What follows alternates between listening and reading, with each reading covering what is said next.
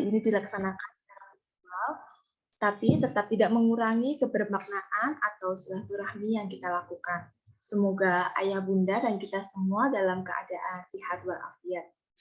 Sebelum memulai kegiatan pagi ini, marilah kita sejenak menundukkan kepala untuk berdoa agar pelaksanaan kegiatan pagi ini berjalan dengan lancar. Berdoa dimulai.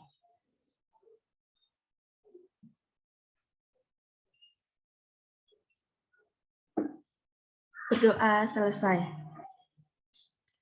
Ayah bunda PAUD terpadu Oma Bocah Hanafi, dalam kesempatan hari ini izinkan saya Ustazah Sally untuk menjadi Master of Ceremony dalam kegiatan pagi ini.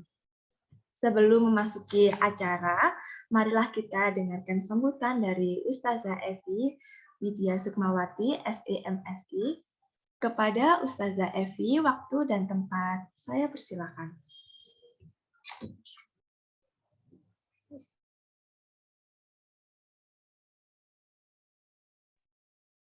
Baik, terima kasih. Terdengar suara? Ya, baik. Terima kasih. Assalamualaikum warahmatullahi wabarakatuh.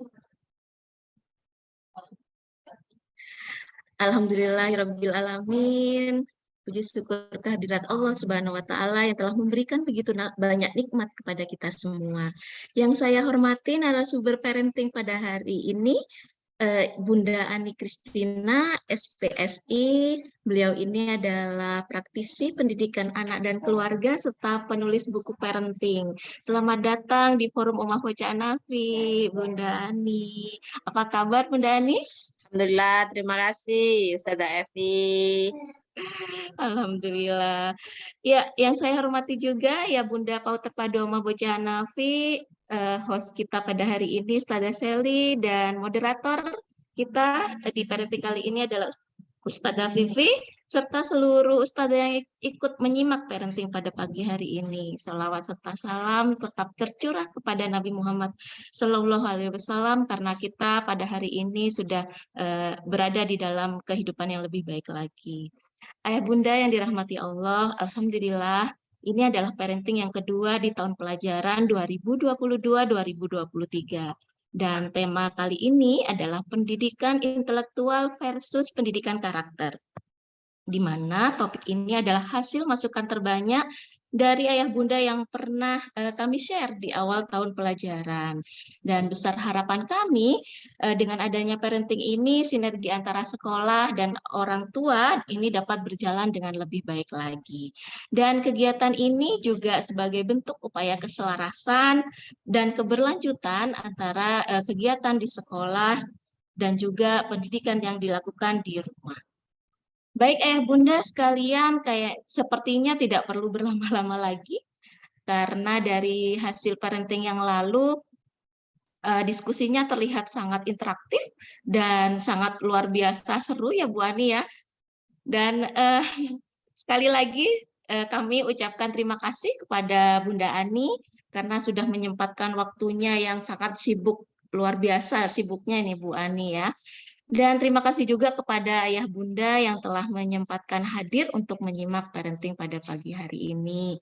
Kami ucapkan selamat mengikuti dan mohon maaf apabila masih ada kekurangan dan tutur kata yang kurang berkenan dari kami. Cukup sekian. Wassalamualaikum warahmatullahi wabarakatuh. Waalaikumsalam warahmatullahi wabarakatuh. Waalaikumsalam warahmatullahi wabarakatuh.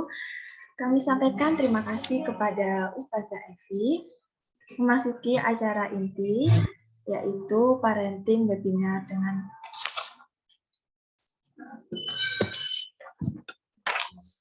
tema pendidikan intelektual versus karakter. Kami perkenankan Ustazah Vivi Mustika SPSI selaku moderator yang akan mendampingi kegiatan webinar hari ini. Baik, terima kasih Ustazah Sally. Terdengar ya ini suara saya? Oke. Sebentar, biar nggak ngiung gitu. Oke. Assalamualaikum warahmatullahi wabarakatuh. Ayah bunda Omah Bocah Hanafi. Saya berhusnudzon semuanya dijawab dalam hati ya. Assalamualaikum Ibu Ani. Seger sekali rupanya. Waalaikumsalam warahmatullahi wabarakatuh. Oke, senang sekali, alhamdulillah perkenalkan saya Ustazah Vivi yang akan membantu pada sesi webinar parenting pada kesempatan pagi ini. Mungkin untuk yang ayah bunda baru, jadi beberapa ini ada yang baru nih Ibu Ani, jadi dari peserta yang lama itu sekarang alhamdulillah beberapa ada yang baru yang ikut bergabung juga. Nah, di parenting kali ini kita akan membahas tentang pendidikan intelektual versus pendidikan karakter. Yang sudah disampaikan oleh Ustazah Evi tadi bahwa ini adalah hasil polling terbanyak. Jadi di awal Tanah Jalan Baru kami sempat membuat survei, jadi kalau kita mau mengadakan parenting, topik apa nih yang diminati, dan ternyata ini adalah topik yang paling banyak request untuk kita hadirkan pada hari ini. Dan memang kita tahu bersama bahwa kalau kita berbicara mengenai tentang pendidikan tidak akan lepas dari pendidikan karakter dan intelektual. Dua garis besar ini yang menjadi tonggak pendidikan di Indonesia.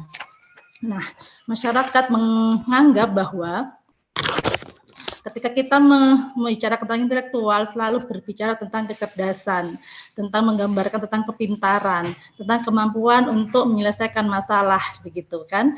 Nah, pendidikan dilakukan tidak hanya untuk memberikan ilmu pengetahuan, tetapi juga menanamkan nilai-nilai moral dan juga norma-norma yang ada di masyarakat. Nah, di zaman modern ini, seperti banyak anak-anak yang kehilangan akal untuk bersikap sesuai dengan nilai dan moral yang ada di masyarakat. Sehingga mereka senantiasa untuk berlaku menganggap sesuai itu adalah hal-hal yang menyenangkan. Jadi meniru-niru sesuatu yang dianggap dia adalah hal yang menyenangkan, padahal itu sangat membahayakan. Terakhir kali seperti yang kita tahu yang sempat viral ya kasusnya, ada anak usia 8 tahun di Banyuwangi sampai rela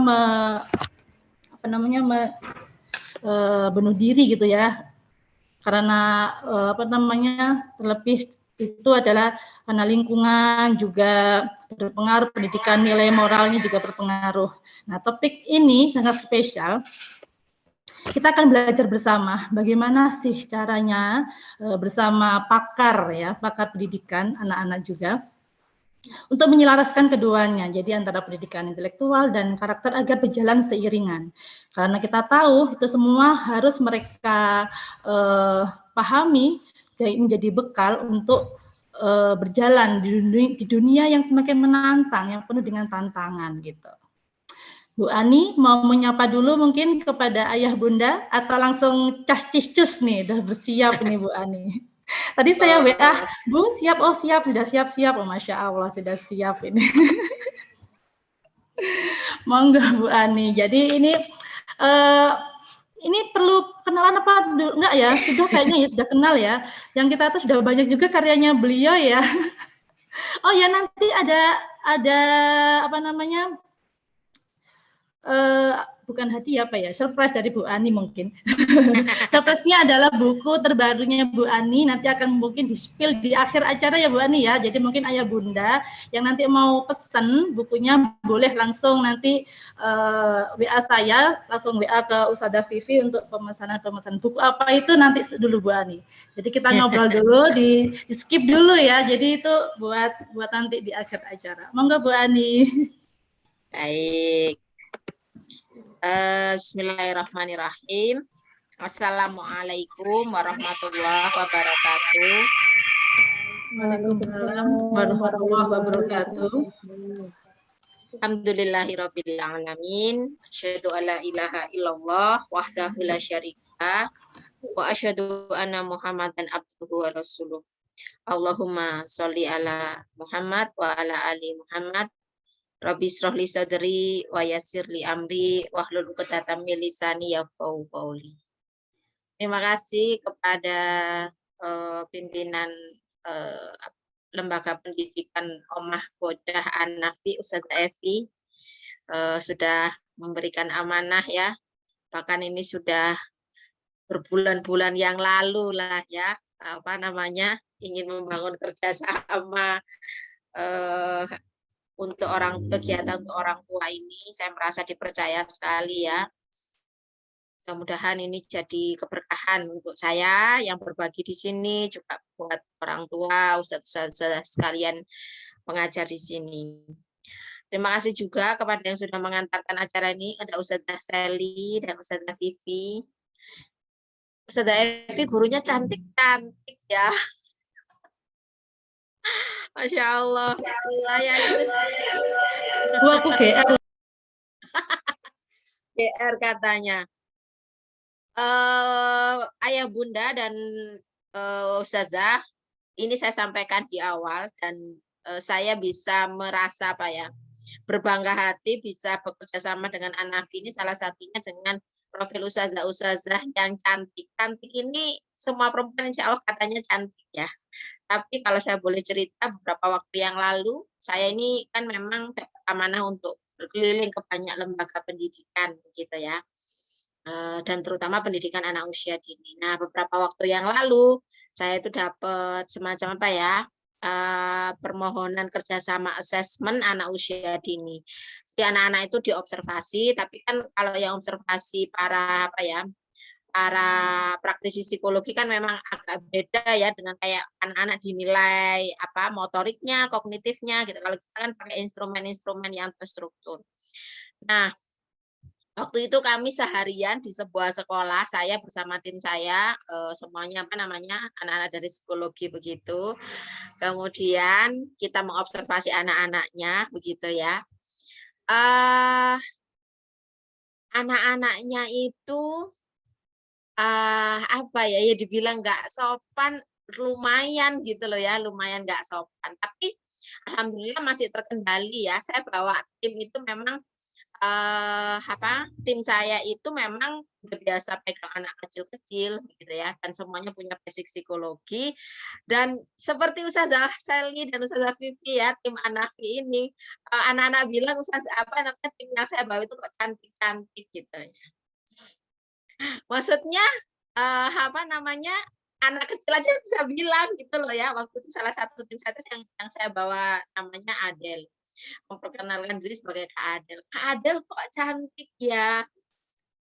Kemudian setelah kami selesai acara dan kami diberikan di sebuah ruangan untuk makan siang, tidak ada orang sih, waktu itu cuma saya dan tim aja. Nah, tim saya itu ngomong, Bu Ani, anak-anak di sini agak kasar-kasar ya gitu. Iya, tapi kan tadi cukup terkendali tuh sama kalian gitu. Iya Bu Ani, soalnya kita kan cantik gitu. Anak-anak itu berpercaya diri begitu. Kalian kok pede banget? Enggak Bu Ani. Jadi begini Bu Ani ngelihat enggak, anak-anak ini sebetulnya memang mungkin ya pendekatannya kurang rapi sedikit gitu ya dalam proses belajar mengajar. Bu Ani, kok guru-guru TK di sini kurang senyum ya? Nah, bayangkan, kok guru-guru di sini kurang senyum ya, begitu. Nah, terus kalau misalnya lagi tepuk-tepuk begitu, tepuk satu, tepuk semangat. Nah, kan harus ada senyumnya kan, namanya juga guru TK gitu loh. Nah, tim saya itu bilang, Bu Ani nggak ngelihat, guru-gurunya jarang ada yang senyum loh di sini gitu. Nah, jadi sebetulnya kita itu perempuan insya Allah semua cantik. Kalau senyum, makin cantik kan begitu. Ustazah Evi senyum, cantik kan gitu ya. Ustazah Sally senyum, senyum-senyum cantik. Ustazah Vivi senyum, cantik. Bunda-bunda yang lagi senyum-senyum itu juga cantik-cantik begitu ya. Jadi rasanya ini adalah sebuah kebutuhan utama untuk anak-anak usia dini. Minimal kita itu senyum, ceria, semangat. Insya Allah anak-anak itu akan nyaman dengan kita gitu ya. Gitu. Nah, dan betapa hebatnya hanya karena pendekatan nyaman dan tidak nyaman ini, tadi ceritanya ya, jadi anak-anak itu kalau sama gurunya malah kesannya ngomongnya kasar, nggak nurut gitu ya, tingkahnya banyak. Gitu. Tapi ketika ketika bersama dengan kami aman-aman saja gitu ya. Anak-anak itu disuruh berkumpul kumpul begitu ya, disuruh mengerjakan soal, disuruh menggambar begitu. Dan apa namanya, saya tanya satu tuh, kamu kok suka banget sih dari tadi nyariin Kak Adel, kenapa? Adel cantik. Nah kan sebetulnya bukan, mungkin cantik itu adalah hanya kosakata yang bisa diungkapkan anak kecil ya. Saya kok yakin maksudnya si anak itu, oh kakaknya ramah gitu loh ya, penuh senyum, sehingga dia nyaman, dia bilangnya si kakak cantik gitu loh ya. Nah jadi saya yakin bagaimana kita menuansakan bahasa tubuh ini juga akan berpengaruh terhadap performa pendidikan tumbuh kembang anak-anak kita. Wah, ini sebagai pembuka ya. Saya ngomongnya ke tema ini untuk masuk ke sini. Ya, sebentar. Jadi betapa pentingnya itu untuk pendidikan anak-anak kita, baik itu untuk pendidikan intelektual maupun pendidikan karakter. Nanti kalau gurunya sudah tidak ramah, mau ngasih materi intelektualitas, mau menyampaikan materi karakter juga ternyata akan kesulitan. Saya bisa jadikan co-host untuk share screen. Ada Sally? Ya. Oke, sebentar, Bu. Terima kasih. Baik, saya Bunda sekalian, itu sedikit cerita pembuka pada pagi hari ini. Dan terima kasih ya atas hadirnya ayah Bunda. Ada ayah-ayah loh, di sini ada tulisannya papahnya siapa begitu ya. Terima kasih para ayah yang juga hadir pada kesempatan pagi hari ini. Dan apa namanya, insya Allah kalau yang pertemuan di semester 1 kemarin sudah ketemu dengan saya, sudah tidak perlu kenalan ya. Tapi kalau perlu kenalan tidak boleh sedikit ya, sedikit saja.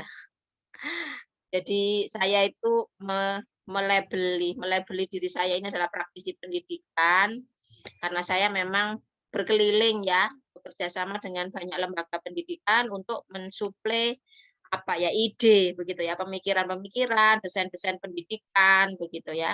Ada beberapa sekolah yang rutin, ada yang juga program-program jangka pendek begitu.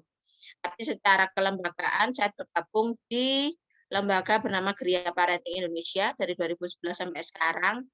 Albina Project ini sebuah komunitas dakwah di Surabaya, dan komunitas hebat itu adalah komunitas orang tua anak-anak, orang tua yang mengembangkan pendidikan rumah. Saya juga aktif menulis buku-buku. Nah, mudah-mudahan bolehlah, karena nanti kalau ayah Bunda di sini ada yang bersemangat untuk interaktif, wah, bukan hanya dapat informasi, ada satu hadiah buku lah, buku yang terbaru dari Bu Adia nanti, insya Allah. Jadi mari kita simak materinya dulu. Saya dari Ustazah Evi dapat amanah untuk bercerita, berbagi tentang pendidikan intelektual versus pendidikan karakter. Kayaknya ini dua jenis pendidikan yang di jalur yang berbeda kelihatannya begitu ya. Mari kita bahas satu-satu ya. Yang pertama, berbicara tentang pentingnya pendidikan intelektual dulu ya. Ini pentingnya pendidikan intelektual untuk anak usia dini. Dan ini masih sangat disepakati oleh para ahli dan para praktisi pendidikan ya, karena memang kenyataannya pusat berpikir yang ada di otak itu berkembang sangat pesat di 5 tahun pertama. Ya, dari lahir itu mungkin volume otak, terus kemudian jaringan-jaringan antar sel neuron di dalam otak itu berkembangnya hanya sekitar 25%. Ketika anak kita 2 tahun, cepet banget kan 75%. Waktunya cuma 2 tahun ya. Makanya kan ada istilah di dalam dunia kesehatan anak itu namanya 1000 HPK. Pernah dengar ya? 1000 HPK itu dimulai dari dalam kandungan. Dalam kandungan kan sekian ratus hari ya. Nanti sisanya ditambah beberapa tahun setelah lahir. Itulah katanya memang masa paling peka terhadap pertumbuhan otak. Makanya beberapa waktu yang lalu ketika 1000 HPK ya, ketika 1000 hari pertama dari kelahiran itu ada masalah, akhirnya itu dituduh menjadi penyebab stunting sekarang. Stunting kan sedang jadi fokus di Kemenkes ya. Dari tahun 2002 kemarin, semua lembaga diminta untuk memperhatikan fenomena stunting di Indonesia. Jadi anak-anak kita ini dituduh diteliti, ditemukan data fenomena stuntingnya, fenomena kurang gizinya cukup banyak begitu ya. Bahkan tahun kemarin saya diminta kerjasama oleh 2 Pemkot Surabaya dan Pemkab Sidoarjo itu sama-sama nggarap parenting untuk kasus-kasus stunting. Karena ternyata bukan hanya kan asumsinya anak-anak stunting itu karena kurang gizi ya. Kita kan pasti mikirnya oh ya paling ekonominya kurang Bu Ani sehingga kemudian terjadi fenomena stunting. Ternyata enggak.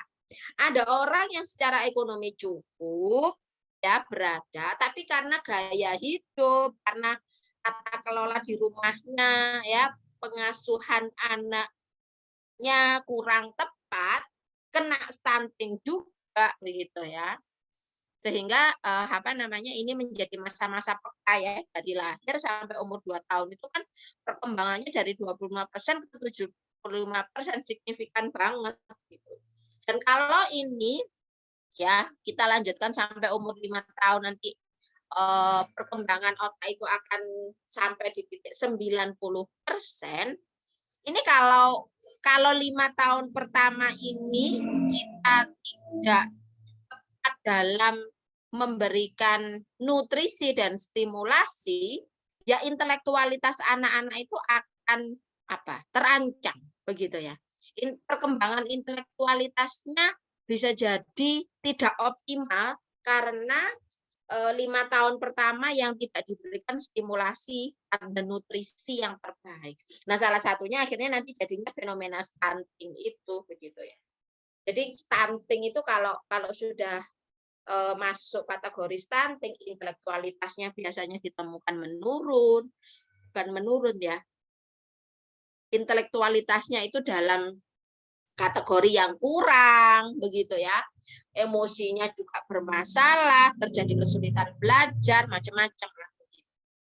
Jadi sekali lagi karena Oma Bocah Anafi ini kan memang fokus di perkembangan, fokus memberikan pendidikan anak usia dini 7 tahun ke bawah.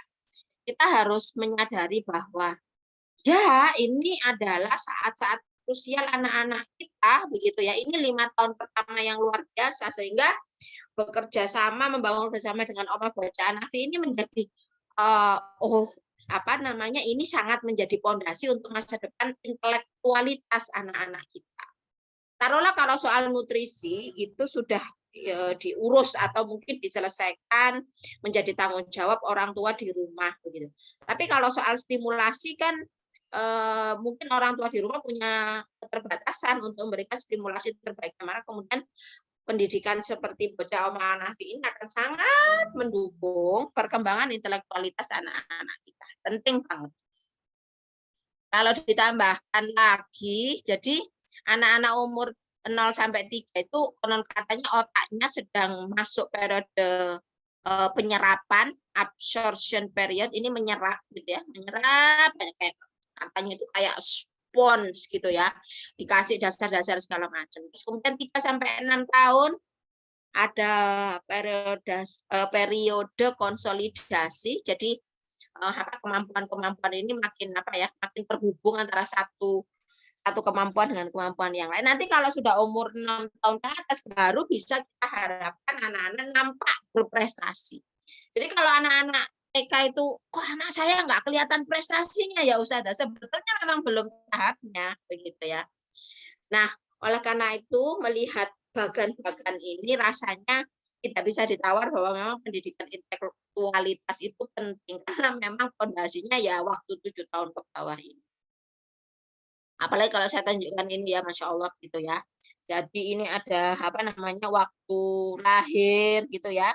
Otak itu punya 200 billion, billion itu berarti triliun apa namanya sel di dalam otak, kemudian apa namanya berkembang begitu ya. Nah, nanti apa ketika usianya bertambah 1-2 tahun begitu ya. Nah, itu 75% otaknya sudah mirip seperti orang dewasa begitu. Nah, kemudian ini panjang lagi ya. Intinya semakin apa 01, 1, 2 tahun ke atas ini benar-benar menjadi masa-masa masa-masa yang sangat khas pada perkembangan anak. Kita perhatikan di sini kuncinya adalah nutrisi yang baik. Kemudian mencintai dan mengasuh secara baik begitu. Untuk nutrisi ya marilah kita lihat ya apakah anak-anak kita supaya intelektualitasnya berkembang baik sudah cukup nutrisi belum ya? Karena maksudnya saya masih sering dapat konsultasi ya, permohonan, diskusi atau konsultasi ibu-ibu itu, Mbak ini anak saya susah makan, nggak mau makan nasi, nggak mau makan sayur, nggak mau makan buah, yang bisa masuk cuma susu aja gitu ya. Ini juga patut kita apa ya sudah alert ya, kita harus waspada. Kalau ingin perkembangan intelektualitas anak kita optimal, maka urusan nutrisi ini juga harus kita apa ya?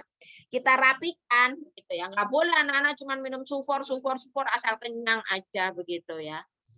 Atau kemudian apa namanya anak-anak jadi apa? Picky eater-nya berlebihan sehingga ada beberapa komponen nutrisi yang dibutuhkan nggak masuk seperti sayur dan buah begitu ya. Jadi coba lihat anak-anak kita ya, makannya apa? Kalau apa yang sudah agak besar itu nanti sudah kenalnya sudah cilok lah, seblak lah, apa ya, minuman warna-warni gitu ya. Dan macam-macam lah ya, begitu ya. Apalagi apa? Semuanya itu kan minuman saset ya, yang namanya ada jeli-jeli drinknya itu, Masya Allah. Jadi saya kok masih khawatir ya kalau masih 5 tahun pertama itu anak-anak makannya sudah mulai lolos begitu. Biar perutnya adaptif, Bu Ani. Iya, adaptif. Cuman kita harus tetap memperhatikan komposisi nutrisi yang masuk itu cukup apa. Karena yang dipertaruhkan adalah perkembangan intelektualitas anak-anak kita. Gitu. Masa saya mau bilang sampai kasar, ini kalau makannya nggak diatur nanti anakmu bodoh loh. Nah, itu omongannya wong Malang sing kasar gitu ya. Enggak, tapi kalau dengan bahasa psikologi, kalau kita tidak berhati-hati dengan asupan nutrisi anak-anak kita, nanti perkembangan intelektualitasnya kurang optimal. Halus sih, Mang ya. Oke, baik. Saya ini Arema asli ya, Bapak dan Ibu. Jadi kalau pas kelepasan gitu ya harap maklum gitu ya, lahir dan besar di Malang. Yang berikutnya, ketika kita abai dalam memberikan nutrisi, perhatian, dan cinta, maka kita akan kehilangan potensi intelektual anak-anak kita. Kesimpulan dari penjelasan yang sebelumnya itu seperti itu. Berbicara tentang nutrisi tadi sudah panjang. Kalau berbicara tentang perhatian dan cinta, apa ya? Saya ini adalah saksi-saksi karena saya ini tempatnya dikirim apa ya ibarat anak bermasalah itu kan ngirimnya ke bengkel gitu ya. Nah, karena jadi bengkel dalam tanda petik ya untuk berbagai macam kasus anak, saya akhirnya melihat betul bagaimana perhatian dan cinta ketika itu tidak optimal pada anak, ya memang anak-anak itu jadi terkesan nggak pinter gitu ya. Aslinya pinter gitu. Jadi nanti kalimatnya begini, kalau misalnya kita berkomunikasi dengan sekolah ya, kalau yang sudah SD itu pasti kelihatan nanti jenis komunikasinya seperti ini. Bapak dan Ibu, kami informasikan, Ananda ini perlu sekali pendampingan. Sebenarnya Ananda itu anaknya pinter, tapi bla bla bla bla bla bla bla bla bla begitu. Tapi coba perhatikan, guru SD itu atau guru SMP bakal sering ngomong kalimat itu. Ananda ini aslinya pinter, Masya Allah. Tapi, nah ada tapinya kan. Nah kalau sudah bilang tapi berarti itu adalah penanda bahwa anak ini potensi aslinya nggak keluar, nggak optimal gitu ya. Nah itu kalau kami, para praktisi psikologi terus memetakan gitu ya, tes psikologi dan segala macam, nanti ketemu apakah anak ini mungkin kurang nutrisi sehingga kemudian yang aslinya pinter itu nggak kelihatan, atau karena masalah-masalah perhatian, cinta dan sosial emosi yang perlu kita gali, kita petakan ada masalah apa. Baik, saya lanjutkan. Yang kedua, sekarang tadi kan berbicara tentang pentingnya pendidikan karakter, intelektualitas. Sekarang kita juga akan melihat pentingnya pendidikan karakter untuk anak usia dini. Sebentar, saya akan share. Oke, kita lihat video sebentar ya. Nah, setiap hari, putra-putri kita mendapatkan pendidikan formal di sekolah. Tapi, apakah itu cukup sebagai bekal menghadapi masa depannya? Mari kita bekali mereka dengan pendidikan karakter yang baik, agar mereka bisa terhindar dari pengaruh buruk dan meraih kesuksesan yang bersih di masa depan.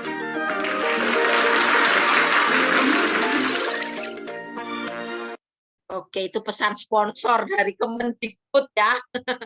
Saya nyuplik di sana. Jadi pendidikan karakter ini disepakati harus dilaksanakan mulai jenjang PAUD, pendidikan anak usia dini, pendidikan dasar sampai menengah. Kenapa? Karena seperti yang ditunjukkan sedikit video tadi, ada banyak persoalan-persoalan yang mengepung anak-anak kita ya. Tadi disebutkan ada pergaulan bebas, ada narkoba, kenakalan remaja dan segala macam begitu ya. Saya tuh mau nambahi satu sebetulnya ya tantangannya ya.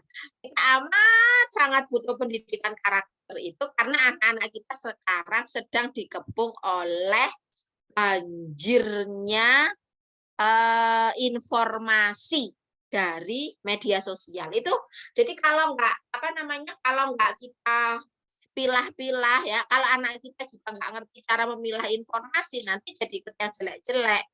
Saya kalau ngomong ekstrim ini ya, karena kemarin barusan dibahas, saya sedang ikut kuliah akil balik begitu ya. Kuliah tema akil balik itu dibahas di situ. Dan saya jadi ingat kasus yang pernah saya tangani tahun 2017-an lah. Tahun 2017 loh, belum pandemi itu ya.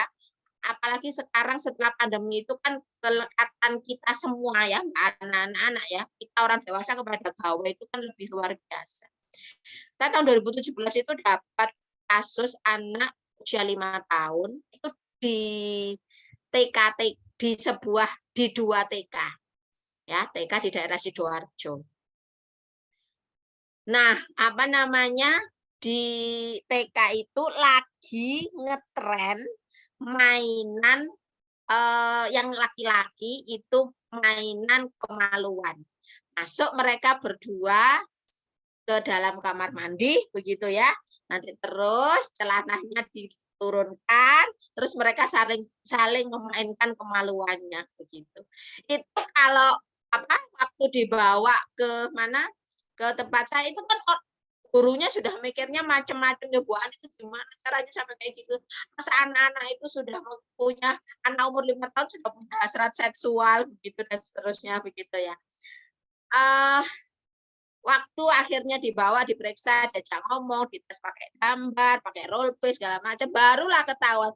Jadi dia main begitu cuma dijawab gara-gara nonton YouTube. Jadi dia niru apa di media sosial. Artinya apa? Ini sebuah catatan banget bahwa salah satu kewaspadaan kita terhadap perkembangan karakter anak-anak kita adalah informasi dari media sosial yang ditonton oleh anak-anak kita. Yang kita masih berproses ngajari anak-anak mana yang baik, mana yang buruk. Yang buruk-buruk sudah terkonsumsi begitu oleh anak-anak. Baik. Oke, saya lanjutkan lagi ya. Ini. Diskusi ini tidak perlu panjang-panjang ya. Intinya memang pendidikan karakter untuk anak usia dini itu penting begitu ya. Nah, kok macet? Bentar. Intinya pendidikan karakter itu penting banget untuk generasi masa depan bangsa. Insya Allah, mudah-mudahan anak-anak Anafi ini adalah anak-anak yang akan aman karakternya ya sampai dewasa. Amin. Ini gambaran ini juga menjadi penguat betapa pentingnya pendidikan karakter bagi anak-anak kita di usia dini. Ini ya.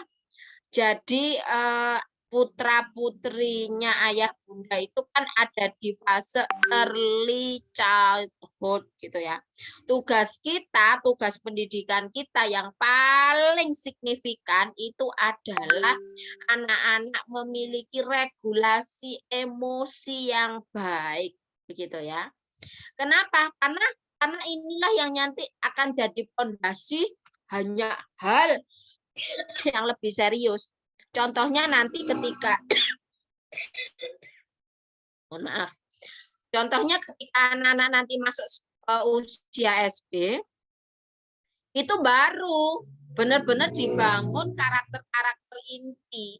Karakter disiplin, jujur, amanah, tanggung jawab itu mungkin baru kenceng-kencengnya waktu SD ya. Tapi kalau anak-anak usia PAUD 7 tahun ke bawah itu tidak ada fondasi regulasi emosi yang bagus, ya nanti akan tetap sulit diajar untuk disiplin.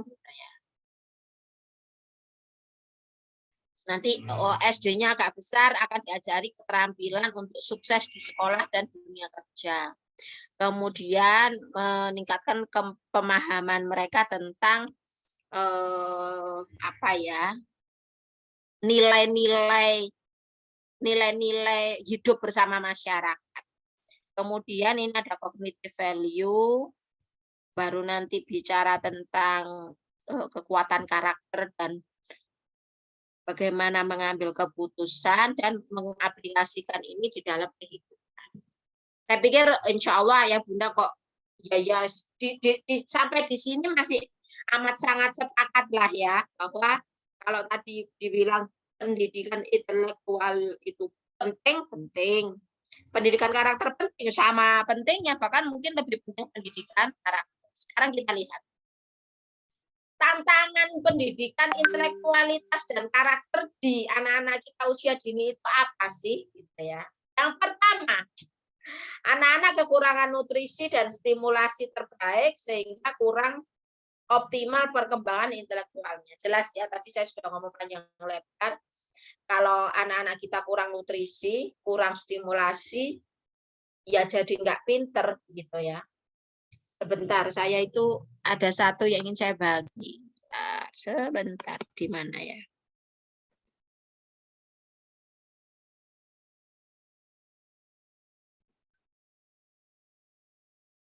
Oh ya, nanti. Oke, saya lanjutkan dulu. Oh.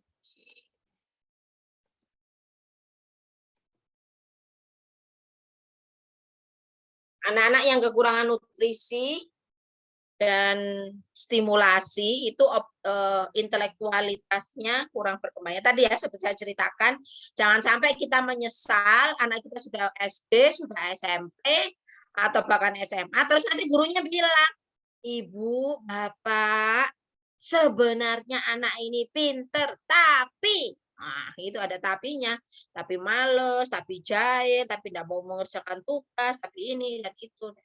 Semoga anak kita dijauhkan dari itu. Kemudian yang kedua, menyikapi pendidikan karakter dan pendidikan intelektual. Ada yang beda lagi. Kalau tadi kekurangan nutrisi, ini malah overnutrisi.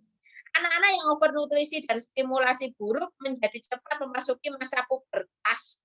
Sementara perkembangan intelektual dan perkembangan karakternya belum kokoh. Ayah bunda ingat nggak ya, waktu dulu kita itu boleh kalau perempuan dapat haid, yang laki-laki keluar mani, itu umur berapa? Saya ada yang mau jawab di kolom chat boleh? Oke.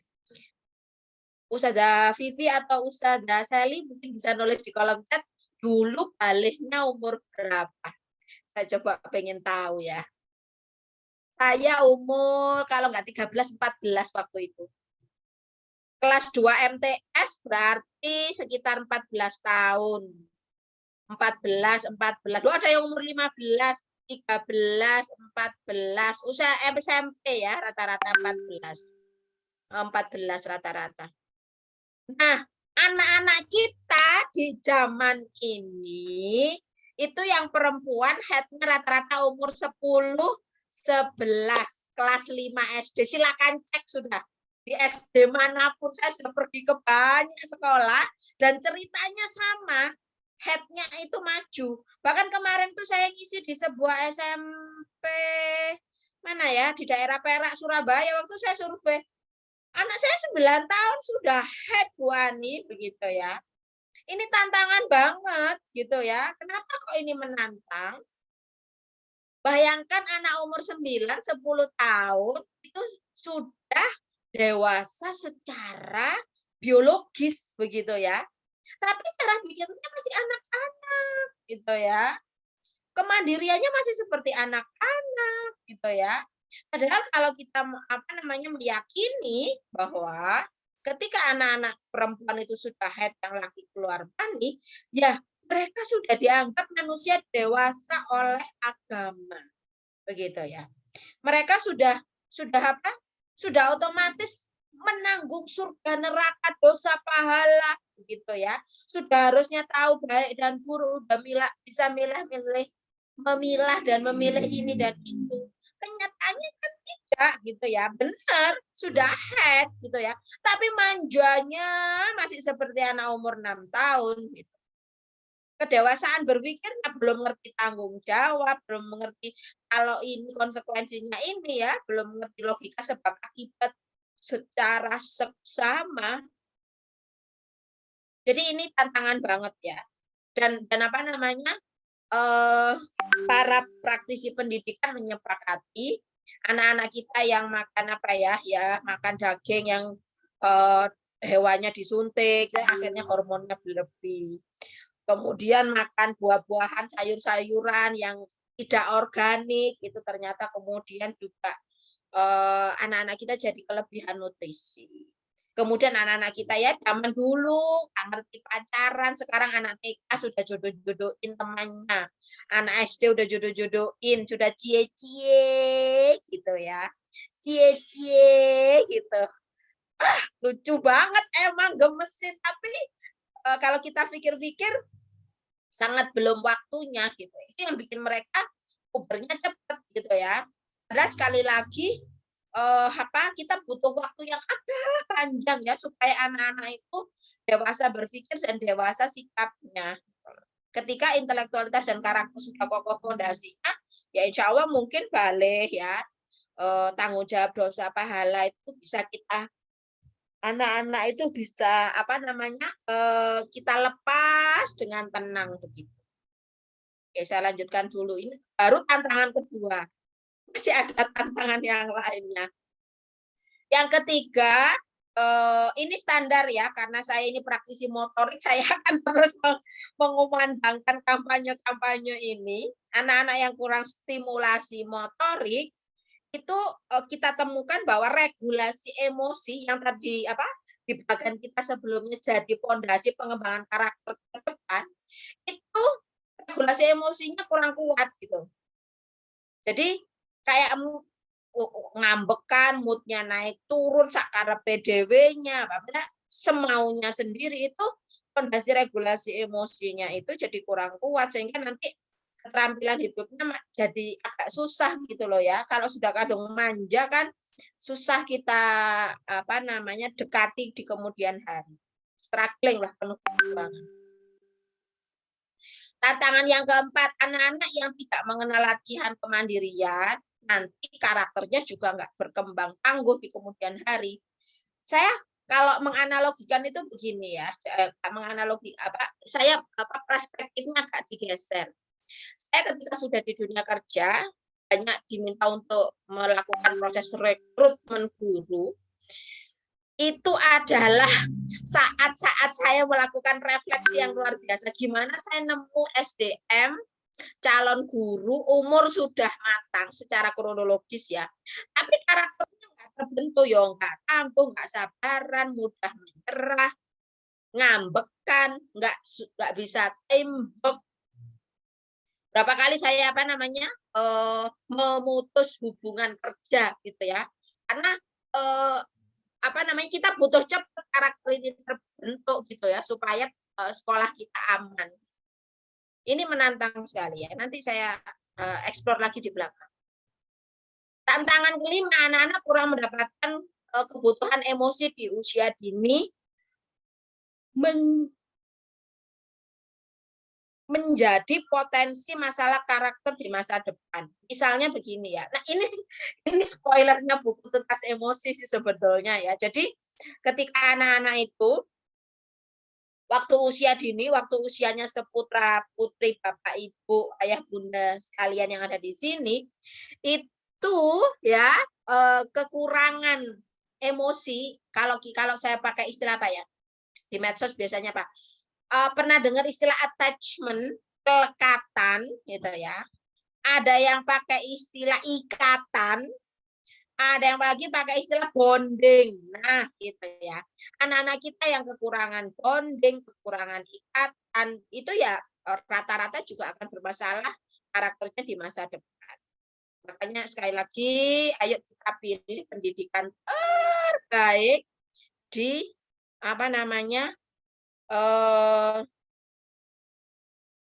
dikuatkan.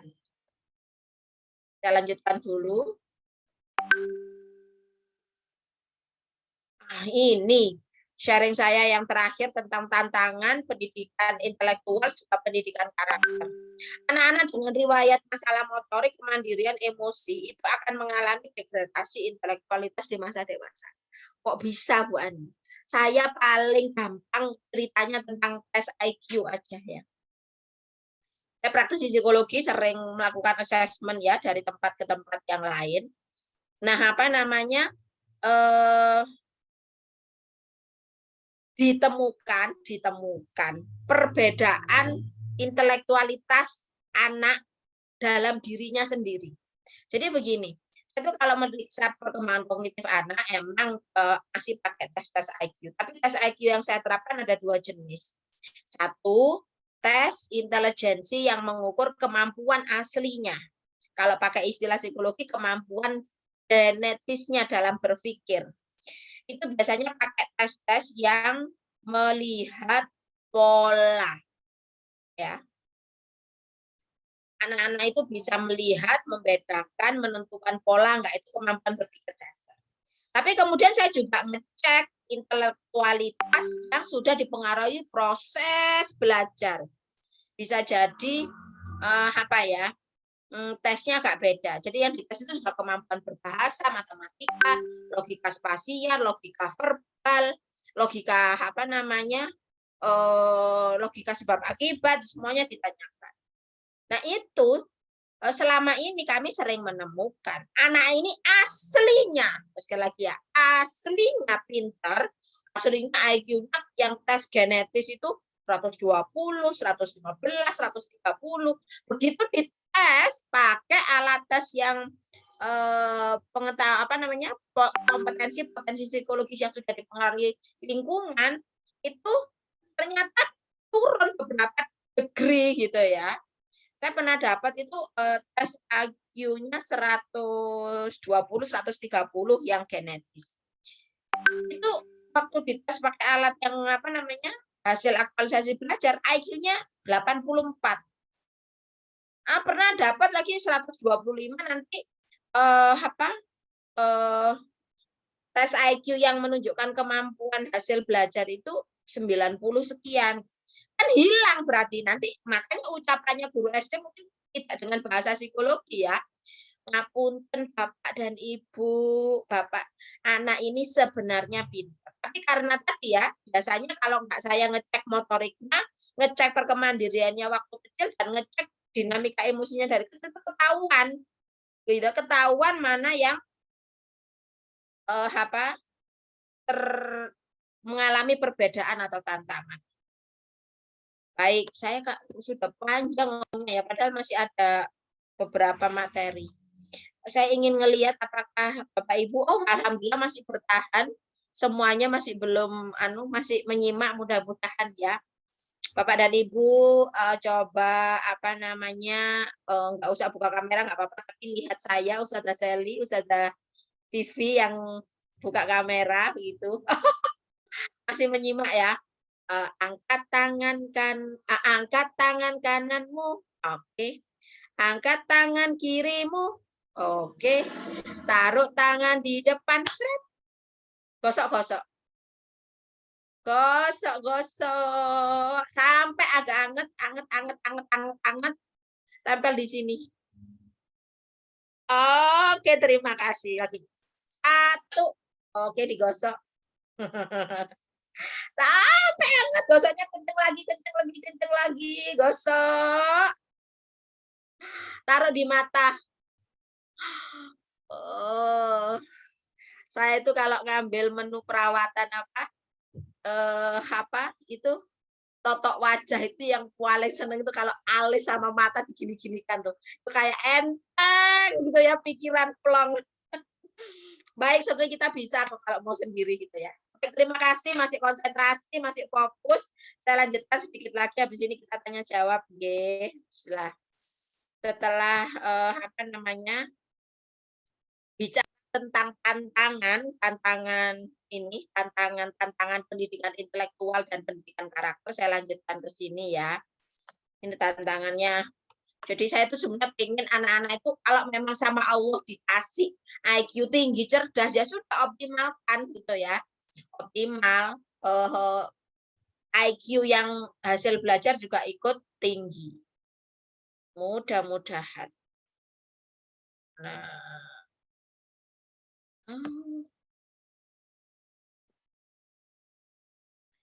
Sekarang saya akan bicara tentang strategi pendidikan intelektual dan strategi pendidikan karakter. Semakin spesifik ya. Yang pertama soal pendidikan intelektualitas dulu. Intelektualitas itu kita sedang garap kognitif ya, proses berpikir anak gitu ya. Nah, mohon dengan sangat sudut pandang tentang stimulasi kognitif itu kita bedakan dengan mengejar kemampuan akademik. Jadi, kalau saya pakai kosakata lain, indikator anak-anak yang kognitifnya baik ketika lulus dari omah bocah Hanafi itu sebetulnya bukan bisa baca, bisa tulis, bisa hitung, begitu. Kalau kita ngomong perkembangan kognitifnya baik, begitu ya. Belum tentu anak-anak yang bisa baca, bisa tulis, bisa hitung, itu intelektualitasnya optimal berkembang loh, begitu.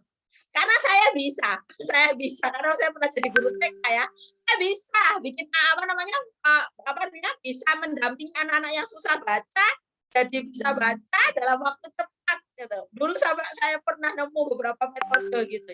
Tapi ternyata itu tidak bukannya itu tidak penting, tapi itu tidak menjamin proses berpikirnya ikut matang begitu ya. Beda gitu ya. Jadi loh Bu Ani nggak boleh tadi diajari baca tulis hitung di TK. Boleh, Kan saya bilang, tapi itu bukan ukuran stimulasi kognitifnya berjalan dan intelektualitasnya pasti optimal begitu.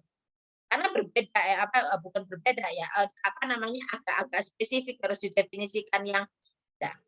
Yang ingin kita kembangkan, anak memiliki fitrah belajar gitu ya. Jadi belajar itu apa? Pengen tahu. Nah, gitu ya. Indikasinya itu kalau stimulasi kognitif atau intelektualitas anak kita berkembang, itu malah anak kita itu punya rasa ingin tahu yang tinggi, gitu ya. Nyari-nyari gitu, berimajinasi. Nah, itu indikator kedua. Ketika intelektualitasnya bagus itu satu, ketika rasa ingin tahunya tinggi, dua imajinasinya tinggi, dan ini apa namanya, anak-anak itu mau coba-coba gitu ya, mau nyoba ini, mau nyoba itu, mau nyoba ini, mau nyoba itu, berarti intelektualitas berkembang. Makanya kita itu kalau mau fitrah belajar ini berkembang dengan baik begitu ya, kita harus memberikan kesempatan untuk melakukan eksplorasi. Kan makanya akhirnya berkembang nih ya, berkembangnya jadi anak-anak aku ini usia 7 tahun ke bawah itu jangan dikasih kata, jangan, bebaskan mereka gitu ya. Sudah, jangan dilarang-larang. Sebetulnya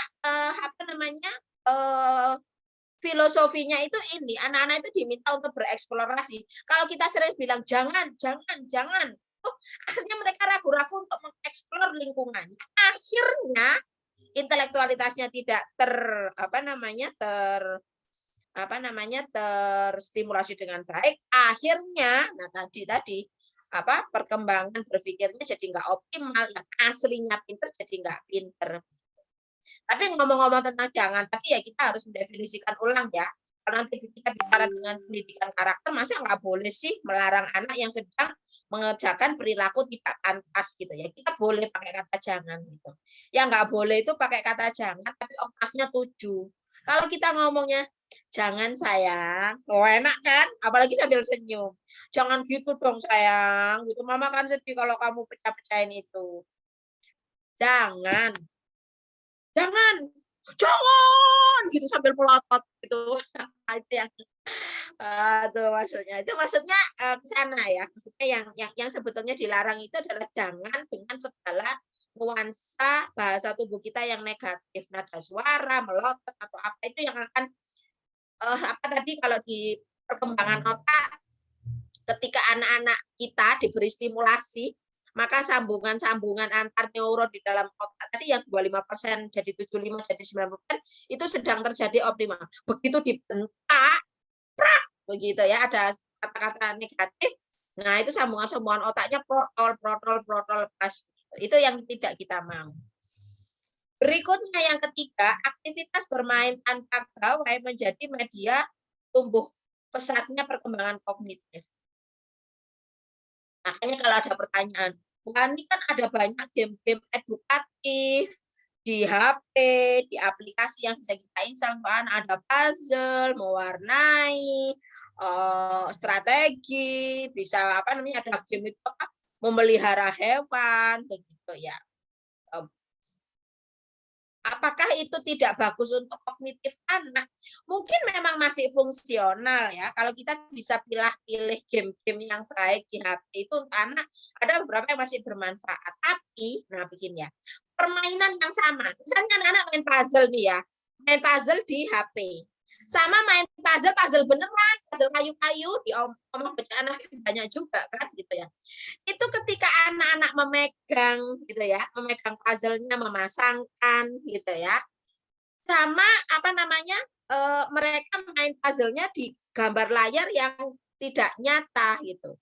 Itu misalnya ya, berbicara tentang intelektualitas, kalau yang di HP tadi proses intelektualitas, sambungan antar neuronnya itu yang terjadi misalnya 1, 2, 3 sambungan. Tapi kalau dengan benda nyata gitu ya, stimulasi intelektualitasnya itu bisa beratus-ratus, beribu-ribu tersambunglah itu sel antar neuronnya. Jadi kan saya bilang kalau gawainya nggak ada, anak-anak itu juga tetap main puzzle, tetap memelihara hewan, ya hewan beneran gitu ya. kemudian mewarnai beneran ya, pakai pensil pegang, bukannya pakai jari digini-ginikan di HP begitu ya. Itu lebih banyak optimalisasi untuk otaknya ketika anak-anak bermain di dunia nyata. Artinya berarti boleh HP-an nggak, Bu Ani? Ya boleh lah, tapi berbatas waktu, tempat, dan kondisi begitu ya. Yang berikutnya optimalisasi perkembangan kognitif mudah dilakukan dengan melakukan stimulasi seluruh indera. Ini saya pikir. Pendidikan intelektualitas ini contoh ya. Anak-anak yang ditunjukkan hal-hal baru akan tumbuh rasa ingin tahu. Nah, rasa ingin tahu dan daya eksplorasi itu adalah indikasi intelektualitas berkembang optimal. Anak-anak yang dibimbing mengenal persamaan, perbedaan, klasifikasi itu nanti besarnya akan mudah belajar pola analisis dan sintesis. Ini contoh. Dan kalau saya pernah berkunjung ke Hanafi ya, wah tiap lantai itu dari lantai 1, 2, 3 sampai yang kolam renang di atas, luar biasa ya. Ini secara fasilitas Oma Bocah Hanafi itu apa ya, ibarat stimulasi tumbuh kembang itu kayak full all out gitu ya, penyediaan fasilitasnya, Masya Allah. Dan luar biasa di sana. Ini sudah kaidah-kaidah umum dalam mendidik intelektualitas anak di Oma Baca Hanafi itu tersedia gitu ya. Anak-anak diberikan stimulasi main pembangunan ya, mulai puzzle, Lego, balok-balokan semacam itu yang akan meningkatkan kemampuan klasifikasi, meningkatkan logika persamaan dan perbedaan benda, membentuk kemampuan analisis sintesis masalah. Kalau anak-anak dijak bermain di alam, nah ini ya, ini tadi kan kalau ini dengan benda-benda menata-menata begitu. Kalau anak-anak dijak main hewan, main tumbuhan, tanah, air, pasir ya, dan segala macam unsur alam begitu, itu juga meningkatkan kemampuan klasifikasi dan anak-anak akan mulai mengenal logika persamaan dan perbedaan peristiwa. Kalau main peran, wah serem lagi ya, yang dibentuk adalah kemampuan klasifikasi, logika, dan sebab akibat peristiwa. Insya Allah Bapak dan Ibu sudah mempercayakan di lembaga Hanafi ini luar biasa, di sana tersedia semua, Insya Allah ya. Kalau Bapak dan Ibu di rumah, Masya Allah gitu ya, bisa menyediakan ini juga. Anak-anak nggak mainnya nggak main gawe, Bapak Ibu punya paket balok, Bapak Ibu sering ngajak anak-anak masak-masakan. Zaman kita kecil dulu namanya pasar-pasaran, inget nggak sih? Ayo, Mbak Jumi dodolan rujak gitu. Tapi yang diulek apa? Yang diulek tanah, inget nggak? Tanah sama daun-daunan, terus ngambil kolo, sayur-sayuran itu ini kulupnya, ini kulupnya. Kalau itu namanya simulasi sentra alam loh. Tapi sentra alam kita dulu namanya pasar-pasaran. Atau kalau enggak dulu pakai bata merah ya, bata merahnya diajarkan jadi nanti warna bumbunya agak merah-merah gimana gitu. Masya Allah gitu loh. Nah, mungkin modernitas kita nggak bisa kembali 100% ke sana, tapi yang harus kita hayati ketika anak-anak kita ya bermain dengan lingkungan alam ini, kemampuan yang dibentuk nggak main-main ya, kemampuan logika, persamaan dan perbedaan peristiwa. Kalau main peran, nah itu tadi ya sudah. Oke, saya lanjutkan lagi. Luar biasa ya. Jadi saya yakin ini Ustazah Seli, Ustazah Vivi, pinter, cantik kayak gini. Gara-gara dulu mainnya pasar-pasaran. Oke, kita lanjutkan dulu. Nah, berbicara tentang pendidikan karakter, nah ini agak berbeda lagi ya. Bagaimana strategi pendidikan karakter untuk anak usia dini? Yang pertama, anak-anak itu perlu diberikan kesempatan untuk mengerjakan berbagai aktivitas kan. Kemudian kadang-kadang salah, kadang-kadang rusak gitu ya, supaya mereka merasa dirinya berharga. Yang kedua, mengenalkan anak-anak pada hal-hal yang sulit yang belum pernah dilakukan gitu ya. Jadi kalau anak-anak itu pakai kaos kaki sulit, jangan terus kita sini kamu bantuin aja, kamu lama. Nah, padahal kalau kita membiarkan dia mengeksplor cara pakai kaos kaki itu, ada pengalaman untuk menaklukkan tantangan yang akan menyumbangkan pada penumbuhan karakternya. Mendorong anak-anak untuk menyelesaikan tugas sampai selesai, memberikan apresiasi apapun hasil karyaan. Nantinya ya saya memang harus harus agak supaya kita nggak over ekspektasi. Karakter-karakter yang sangat sangat kokoh seperti kedisiplinan, amanah, tanggung jawab dan segala macam memang tidak bisa secara simultan kita dapat waktu anak-anak kita masih 7 tahun ke bawah. Jadi kita itu ibarat bertanam, cocok tanam itu kita masih nabur-nabur benihnya. Makanya anak saya itu nggak tertib, nggak disiplin, umur berapa? 3,5 tahun. Ya Allah, begitu ya. Disiplin itu adalah target nanti ketika dia sudah umur 7 tahun ke atas gitu. Tapi kalau kita mau mencoba mengenalkan kedisiplinan nggak apa-apa. Bentuknya sikap disiplin itu jangan jadi target dulu gitu ya. Yang penting anak-anak mengenal. Oke, saya lanjutkan. Anak-anak yang diberi kesempatan mengerjakan aktivitas sendiri akan tumbuh menjadi pribadi yang semangat dan mandiri. Jangan dibantuin makan dengan disuapin, jangan dibantuin minum dengan nyaman gitu ya. Saya tuh kadang-kadang teh aja dimasukin botol dot gitu, air putih dimasukin botol dot supaya anak-anak itu ngenyotnya enak. Itu sebenarnya nggak menumbuhkan ini gitu ya. Bisa lanjutkan dulu. Anak-anak yang berusaha menaklukkan tantangan sejatinya sedang belajar untuk gigih dan sabar.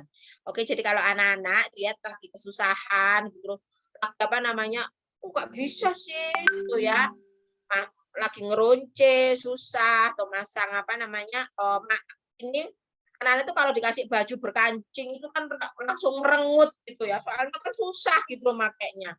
Tapi sebenarnya kalau anak-anak diberi kesempatan merengut sebentar, berusaha sebisanya, mereka sedang belajar menaklukkan tantangan yang nanti akan jadi fondasi karakter ya di masa depan. Anak-anak yang merayakan keberhasilan memiliki bekal tangguh menjadi pejuang. Nah, ini ya, dan hasrat. Saya itu senang banget muji anak-anak gitu ya, ketika mereka berhasil melakukan hal kecil. Misalnya berhasil pakai kaos kaki tanpa dibantu. Masya Allah, anak bunda udah bisa pasang kaos kaki sendiri. Kaos dong. Nah, itu ketika mereka merayakan keberhasilan itu nanti akan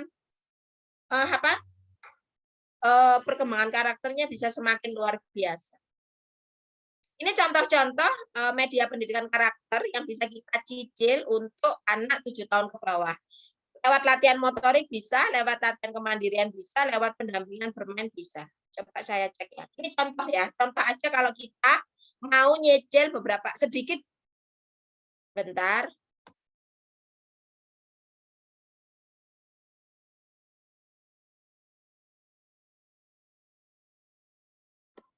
Nah, contohnya adalah stimulasi motorik untuk ketahanan. Anak-anak yang melakukan gerakan-gerakan motorik berulang-ulang itu biasanya nanti akan bisa mudah mentoleransi kejenuhan. Nantinya gitu ya, tanggung jawab, ketahanan untuk melakukan tugas sampai selesai itu juga ikut terbentuk kalau anak-anak dibiasakan melakukan gerakan motorik secara berulang-ulang. Oke, ini contoh lagi. Manfaat latihan kemandirian untuk pendidikan karakter. Ketika kita mengenalkan anak-anak ke aktivitas kemandirian, ada banyak aturan yang sedang kita sosialisasikan. Oh, kanan dulu, baru kiri. Oh, lepas dulu, baru pakai ini. Oh, buang sampah dulu, piringnya, isi piringnya yang sampah-sampah dimasukkan tempat sampah, baru piringnya dicuci, begitu ya. Nah, itu akan mengenalkan aturan-aturan. Mengenalkan nuansa berjuang dan semangat beraktivitas. Lagi ya, tadi yang saya contohkan adalah lepas kaos kaki itu Masya Allah, buat anak umur 3-4 tahun itu perjuangan banget gitu ya. Padahal kalau kita nggak sabar, terus ini mama aja yang pakein gitu. Itu kita sedang merampas loh kesempatan dia untuk merasakan rasa-rasa berjuang. Kalau anak-anak kita jadi mandiri juga akan meningkatkan keberanian dan kepercayaan diri. Ini contoh, wah contoh. latihan mandiri untuk anak usia 7 tahun ke bawah ya. Jadi memang sekali lagi memang karakter kemandirian, kedisiplinan, daya juang, tangguh itu adalah output wajib waktu anak-anak kita SD gitu ya. Jadi kalau anak TK belum bertanggung jawab, belum ini nggak apa-apa, tapi minimal kita kenalkan. Dan ini adalah batasan-batasan yang sudah bisa kita kenalkan di usia 7 tahun ke bawah, seperti ngajari anak buang sampah, ngajari anak toilet training, mandi sendiri,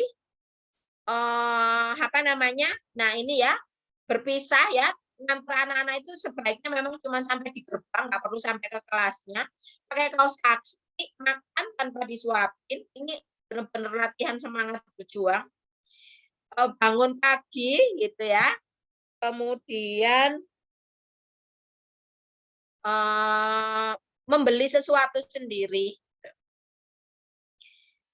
Oke, terakhir Bapak dan Ibu, ini sudah di penghujung paparan materi saya.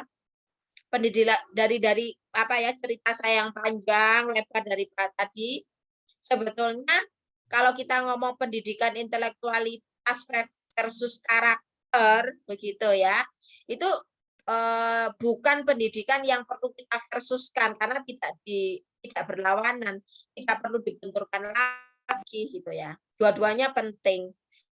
Kalau ngomong lebih penting mana sih, lebih urgent mana yang digarap, intelektual dulu atau karakter dulu? Ya kalau kita bilang ada orang pinter, karakternya baik, Masya Allah, begitu ya, saya rekrut itu ya pasti. Sekarang ada orang nggak pinter, tapi karakternya baik. Oke lah, I can handle with that gitu ya. Saya bisa bekerja dengan orang seperti itu. Nggak pinter bisa diajari, nggak pinter bisa dibantu dengan alat teknis, tapi karakter baik wajib gitu ya. Kalau karakternya nggak bagus, jadi masalah. Misalnya orangnya pinter, tapi karakternya Masya Allah ya, susah diatur, ngamuan gitu ya, nggak disiplin, nggak tangguh, ngambekan, pinter tapi ngambekan, ke laut aja kan gitu jadinya. Nah, jadi sekali lagi pendidikan karakter tidak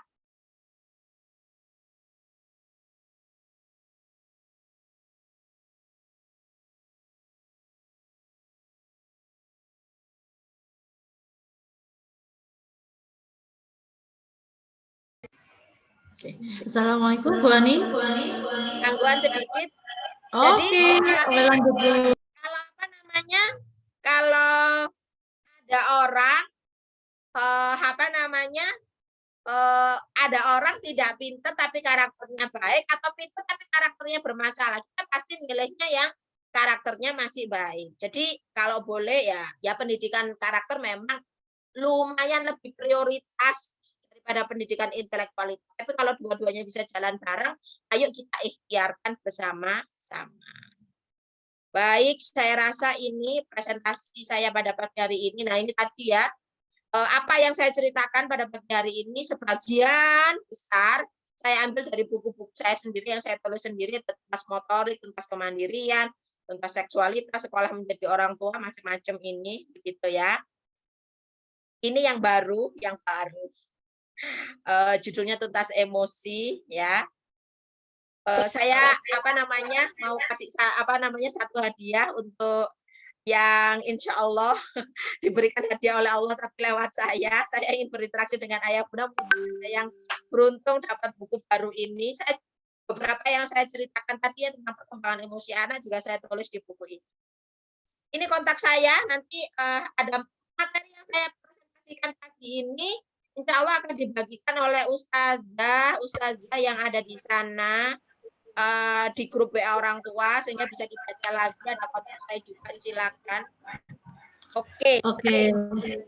Baik Bu Ani, Masya Allah, terima kasih. Diskusinya seru sekali ya. Sampai Bu Ani kayak merasa ini kok gak ada orang gitu. Padahal kita menyimak Bu depan layar masalahnya.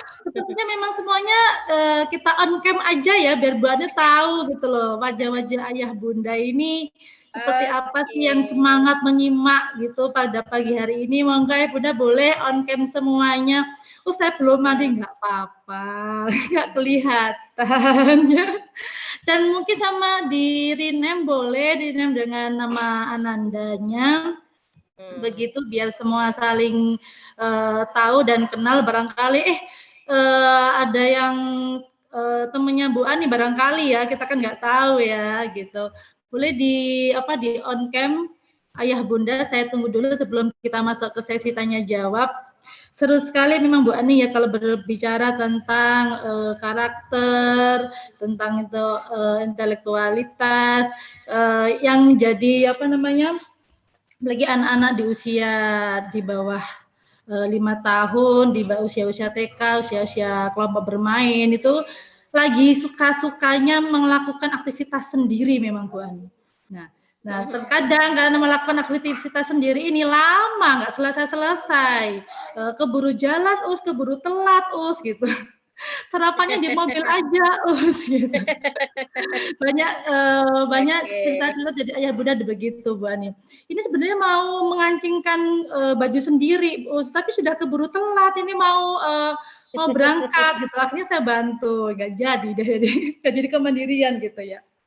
Gitu. Tapi alhamdulillah di sekolah sebenarnya ayah bunda kami juga memberi kesempatan lebih anak-anak untuk mengkancingkan baju sendiri, melepas baju sendiri kayak gitu. Jadi memang masih perlu pendampingan. Anak-anak memang lagi suka-sukanya gitu. Harapannya memang di rumah diteruskan. Bukan hanya itu juga, banyak hal lagi kemandirian seperti mengembalikan piring ke dapur gitu. Ada juga loh Bu Ani yang anak-anak baru tuh gini, ayo dibawa ke dapur, kan berat gitu. Ya. Mungkin karena belum terbiasa mengembalikan piring ke dapur begitu ya. Jadi nggak apa-apa, semuanya perlu beri kesempatan begitu. Baik, ini langsung saja ke sesi tanya jawab. Ternyata di kolom chat sudah ada beberapa yang tiba-tiba sudah mengecek duluan. Jadi ngambil start duluan ini Bu Ani. Ada juga yang sudah raise hand, semangat banget. Ini saya sesi pertama langsung raise hand apa langsung di kolom chat Ustazah? Kolom chat aja ya. Oke, langsung di kolom chat saya bacakan yang pertama. Bu Ani boleh mungkin sambil minum-minum dulu ya, karena kita sudah Bu Ani sangat luar biasa. Saya membacakan beberapa pertanyaan. Silakan dulu boleh Bu Ani. Ya. Yang pertama dibacakan. Saya ada dari mamanya Mbak Dila dan Mbak Dira. Jadi ada ini saya bacakan. Assalamualaikum Bu Ani, salam kenal, saya Ida, mama dari Ananda, Dila, dan Dira. Saya bertanya, anak saya saat ini 3,5 tahun, memiliki sikap cukup perfeksionis. Terkadang ketika melakukan sesuatu tidak sesuai dengan ekspektasinya itu langsung merasa kesal. Misal saat menebali garis ada yang keluar sedikit dari garis itu, dia merasa kesal. Apakah seperti itu wajar Bu? Dan bagaimana cara menghadapi anak ketika merasa kesal? Oke, terima kasih. Terima kasih dari Mama Ida. Untuk ayah bunda yang lain boleh juga untuk menulis di kolom chat, nggih. Baik, terima kasih. Masya Allah ya. Yang pertama berbicara tentang anak-anak yang perfeksionis ini kalau kita kita berpositif thinking, kita berpikiran positif, ini insya Allah malah ini akan jadi bakat-bakat yang luar biasa gitu ya. Jadi akan jadi bakat ada bakatnya nanti kalau Bunda ambil nanti ya, waktu TK belum bisa diambil, nanti kalau dia sudah sekitar SD 10 tahun ke atas itu di talent mapping ada bakat namanya ideation atau apa begitu, ini bakat Masya Allah ya yang kayak begini ini. Nah, yang pertama, tapi kan Bunda sudah merasa ser di sini di hati. Jangan-jangan anakku perfeksionis. Nah, supaya menghibur hatinya Bunda ya, mententramkan hatinya Bunda, ayo kita lihat yang pertama. Apakah saya sebagai ibu juga mencontohkan sikap perfeksionis itu? Misal, kalau kalau kita ngelihat anak keluar garis gitu, terus spontan kan kita keluar gitu ya. Atau apa namanya, kalau misalnya anak lagi mewarnai keluar garis, apakah kita, yuk Bunda bantu yuk, gini, supaya garisnya lurus gitu. Nah itu apa namanya, apakah kita yang memodel, apakah kita yang memberikan model keperfeksionisan itu gitu ya. Atau mungkin kita apa namanya, intinya kadang-kadang anak-anak kan sangat peka dengan perubahan bahasa tubuh kita ya. Begitu mungkin kita nggak ngomong nggak apa-apa, tapi ketika anak lagi mewarnai terus keluar garis, terus tiba-tiba, alis kita tuh begini. Nah, spontan kadang-kadang ya. Terus tapi di bibir bilang, "Nggak apa-apa, lanjutin. Alisnya ngomong kerut. Nah, anak-anak itu nggak bisa digituin gitu ya. Oh, dia itu ingin apa? Ingin mamanya bahagia, apa namanya gitu-gitu. Nah, jadi ayo kita evaluasi sikap kita dulu. Atau mungkin kita nggak perfeksionis dalam hal mewarnai, tapi apa namanya anak-anak lagi makan gitu ya, tumpah sedikit di apa namanya di meja gitu ya, apalagi kalau di resto gitu loh. Saya itu ya, saya banget, masya Allah, saya itu juga kadang-kadang evaluasi ya. Saya itu kalau di resto itu selalu pegang tisu satu di tangan kiri. Ya, jadi begitu siapapun menumpahkan sesuatu di meja, tangan saya itu langsung set, gitu. Ya Allah, saya tuh kalau inget itu ya perfeksionis banget. Nanti kalau anaknya ikut perfeksionis ngelihat gimana gitu ya kan ya kasihan gitu ya. Tapi kita perlu berevaluasi gitu ya. Apakah kita sendiri menerapkan keperfeksionisan itu dalam kehidupan sehari-hari tanpa sengaja sehingga ditiru oleh anak-anak. Kalau memang iya, nah kan kalau memang iya, nah ikhtiar pertamanya, ayo kita sendiri lebih fleksibel gitu ya. Ada yang kotor, ya tahan-tahan gitu ya, nggak ngelap, nggak cepet-cepet ngelap, biarkan kotor. Itu nanti bersihkannya bisa nanti. Atau kalau misalnya apa anak-anak lagi mewarnai keluar garis ke apa, benar-benar kita dengan tulus ya wajah kita nggak apa-apa. Itu yang apa namanya, itu yang pertama yang perlu kita evaluasi dari kita sebagai orang tua. Yang kedua, ketika dia sedang menebali garis keluar sedikit, dia itu merasa kesal. Apakah itu wajar? Kalau dia kesal dan kemudian dia berhenti, nggak mau melanjutkan, itu tidak wajar. Ini bibit-bibit anak gampang ngambekan, nanti beneran jadi kepribadian perfeksionis. Tapi kalau dia kesal, tapi dia mau move on, ya kesal, ambil penghapus, dia hapus, terus dia lanjutkan. Kesal, tapi dia mau lanjut tugas itu sampai selesai, nggak apa-apa. Berarti kesalnya ini adalah dinamika bahwa ibarat orang itu tersandung dulu, baru kemudian dia mau apa namanya melangkah lagi. Enggak karena kesandung terus dia berhenti, kamu jadi pergi. Kan ada anak-anak model kayak gitu, ya, mengambekan. Itu yang tidak wajar. Maka ketika ada kejadian menebali garis keluar sedikit dan dia kesal, yang harus kita lakukan gimana caranya kita merayu, memotivasi, ngomporin, apa ya, kalau pakai bahasa psikologi itu kan bahasa jenis kalimat atau jenis nuansa bahasa yang harus kita lakukan ke anak 7 tahun ke bawah itu kan nuansanya persuasi, persuasive communication gitu ya.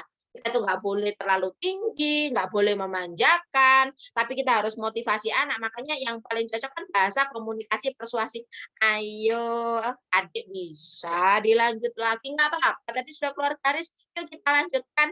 Tugas kita adalah mempersuasi, memotivasi supaya dia walaupun ada di tengah jalan ada sandungan, ada masalah, tapi dia mau lanjut, nggak berhenti.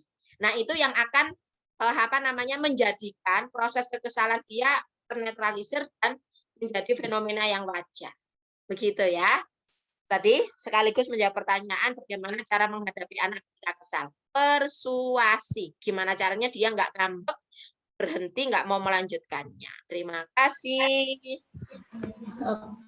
Oke, terima kasih Bu Anda Ani. Jadi sekaligus sebagai cara untuk melatih anak regulasi emosi juga ya Bu, ketika nggak langsung kesal gitu kan, ketika menebali garis keluar garis gitu.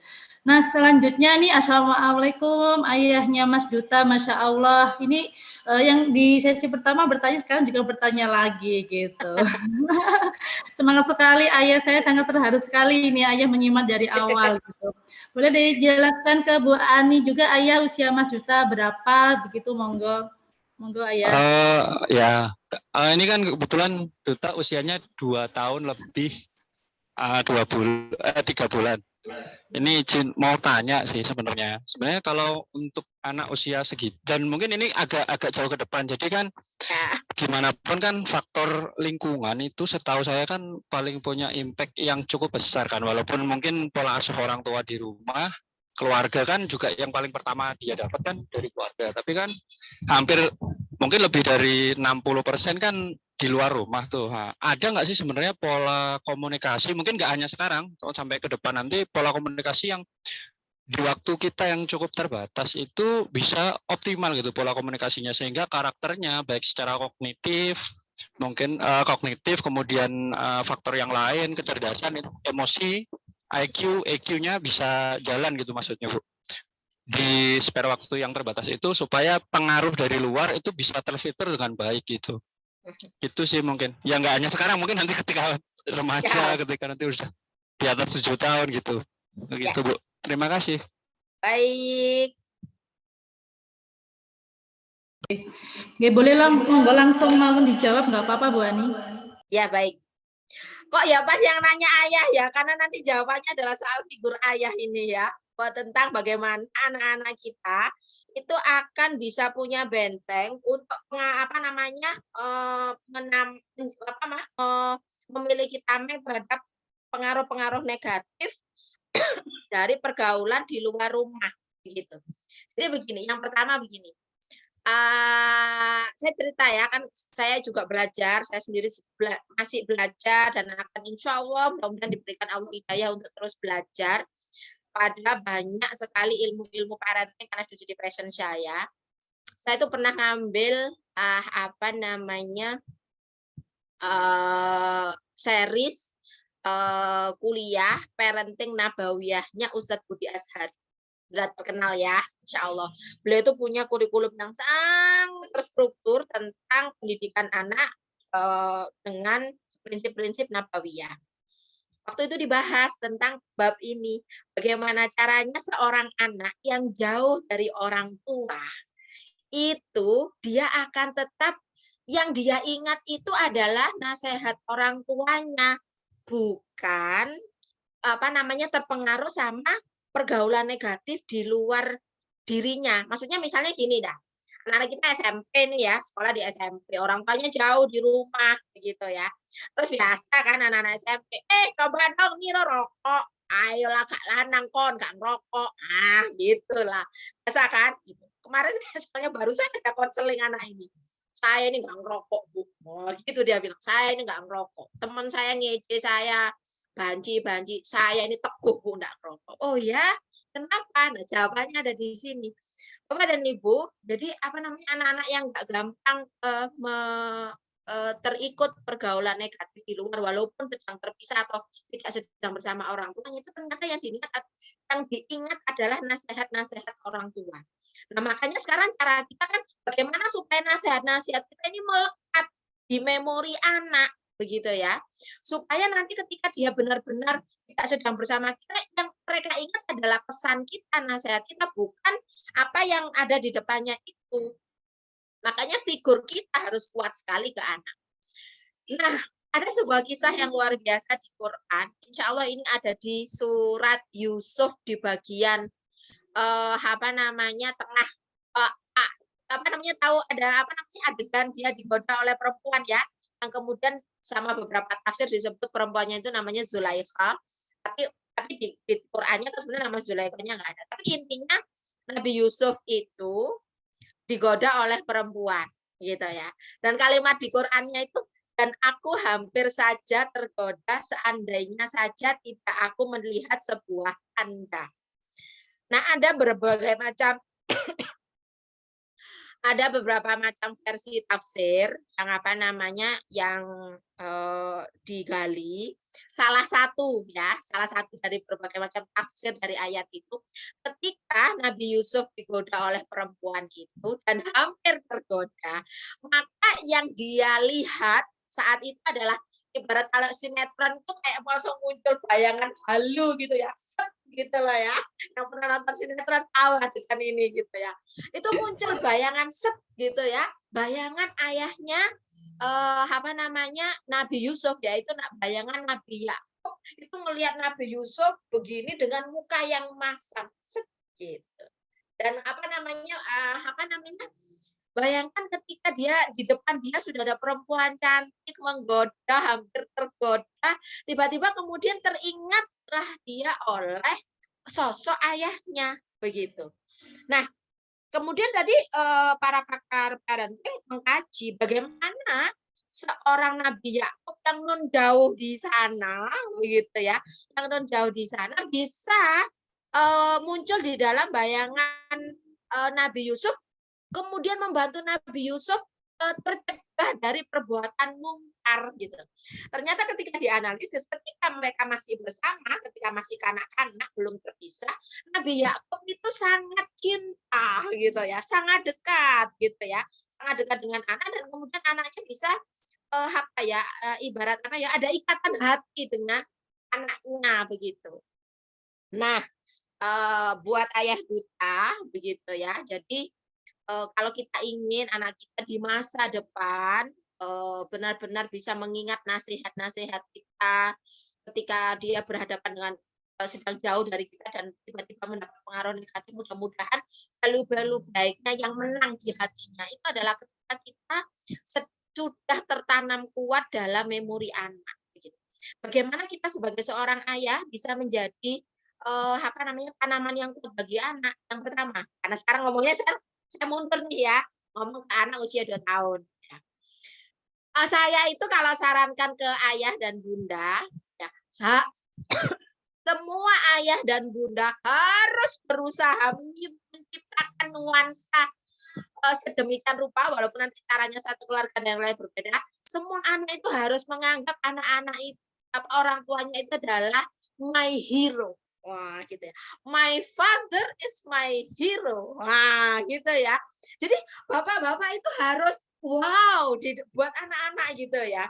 Kalau mau ngecek bapak itu wow bagi anak apa enggak, itu kalau ngecek bapak dari luar rumah terus buka pintu, kalau anak-anak itu berlari menyambut bapak, insya Allah itu father is wow gitu loh ya. Jadi kehadiran bapak itu dinantikan. Kalau bapak masuk rumah dia bingung sama mainannya, dia nggak ngereken bahasa dia nggak peduli kehadiran bapak. Wah, bapak punya PR besar nih ya. Kalau untuk umur 2 tahun, 3 tahun saja bapak nggak bisa dapat perhatiannya, bagaimana nasihat bapak akan melekat di otaknya dan akan dia simpan sampai masa dewasa nanti begitu. Jadi yang pertama, my father is my hero, itu yang pertama. Yang kedua, sampai yang kedua ya, bapak sama masing-masing anak, kalau anaknya lebih dari 1 berarti harus meluangkan waktu untuk hampir semua anaknya punya momen berdua gitu ya. Saya 2 bersaudara. Bapak saya itu punya waktu personal dengan saya, punya kenangan dengan saya, pergi berdua aja saya sama bapak saya. Bapak saya juga punya kenangan berdua saja dengan adik saya, kemana mereka berdua. Ya, memang sesekali kita berempat, ya, saya, bapak, ibu, saya, adik saya, semuanya berempat me time keluarga. Tapi masing-masing ayah harus berdua, pernah berdua. Atau kalau misalnya mau dijadwal sebulan sekali itu ada punya personal time dengan masing-masing anak itu minimal sekali. Itu akan berkesan buat anak, dan insya Allah nanti apapun yang bapak nasihatkan di waktu-waktu personal itu akan dia ingat sepanjang masa. Silakan ditanya nih emak tua ini, atau kita tanya pada diri kita sendiri. Nasihat terbaik apa yang kita ingat dari ayah kita atau dari ibu kita? Pasti yang diingat pas kalau nasihatnya itu disampaikan pas berdua aja. Nah, kenapa Ustazah Vivi jadi ngangguk-ngangguk gitu ya? Berasa ingat, Bu, flashback pesan ayah. Ingat pesan ayah. Jadi itu ya, jadi yang pertama, jadilah kita teladan terbaik, dirindukan anak segala sosok kita. Yang kedua, kita harus luangkan waktu berdua dengan anak. Insya Allah nasihat-nasihat kita akan dikenang oleh anak-anak, dan ketika anak-anak tidak sedang bersama kita, dia akan ingat, mamaku nggak suka kalau aku begini, ayahku pasti marah kalau aku main sama teman kayak begini. Bismillah, Ayah Duta, mudah-mudahan terlekatlah sosok Bapak di Duta. Saya doakan, amin ya. Amin, amin. Terima kasih. Terima kasih. Sebentar. Silakan Ustazah. Oke, sebentar. Ya, terima kasih Bu Ani, Masya Allah. Terima kasih Ayah Mas Duta juga sangat bersemangat untuk menyimak pada pagi hari ini. Ayah Bunda yang lain yang masih belum on cam, monggo jangan malu-malu. Boleh untuk on cam kameranya ya. Lanjut pertanyaan selanjutnya ya Bu Ani ya. Ini ada Bunda lah, Mas Tahu ini belum rename ini, saya nggak tahu ini Bunda Mas Alfa ya, Bunda Aprilia nggih. Assalamualaikum Bunda Ani, saya Aprilia, Bunda dari Alfarisi. Sepertinya semakin tahu kalau anak saya termasuk anak kinestetik. Masya Allah sekali, energinya memang dari bayi, jadi ketika lingkungan di rumah sepertinya tidak mendukung untuk lingkungan bermain, itu tumbuh kembang. Akhirnya saya mencari sekolah dan memilih Anafi.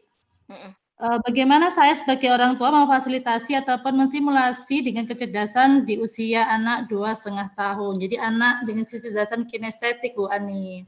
Begitu. Ya, monggo. Sebelumnya terima kasih atas pertanyaannya ya dari Bunda Aprilia. Jadi begini, sebelum saya ngomong tentang bagaimana, saya ceritakan satu sudut pandang dulu. Ada perbedaan yang sangat signifikan antara anak-anak dengan kecerdasan kinestetik dan anak-anak yang motoriknya belum tuntas. Ya, sebelum kita ngomong how to ya, nanti kita kan how to-nya beda. Karena sama-sama geraknya aktif, kalau ternyata ya anak ini motoriknya masih ada masalah, ya kita harus garap motoriknya gitu. Tapi kalau memang benar-benar keaktifan anak ini adalah representasi dari kecerdasan kinestetiknya, dan nanti kita bergerak ke arah stimulasi yang lain. Saya jelaskan dulu tentang bedanya. Nanti kita ngomong bagaimananya. Apa yang membedakan perilaku aktif anak sama-sama muter-muter lah, banyak gerak begini. Apa yang membedakan antara apakah ini representasi kecerdasan kinestetik ataukah ini adalah masalah motorik yang belum tuntas?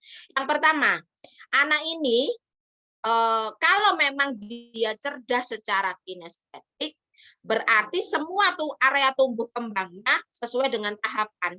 Perkembangan kognitifnya sesuai usia, perkembangan bahasanya sesuai usia, perkembangan emosi sosialnya semuanya sesuai usia. Kalau tanya apakah perkembangan anak saya sesuai usia atau milestone, tanya sama ustadzah, pasti ustadzah di sana punya ukuran dan bisa jawab gitu ya.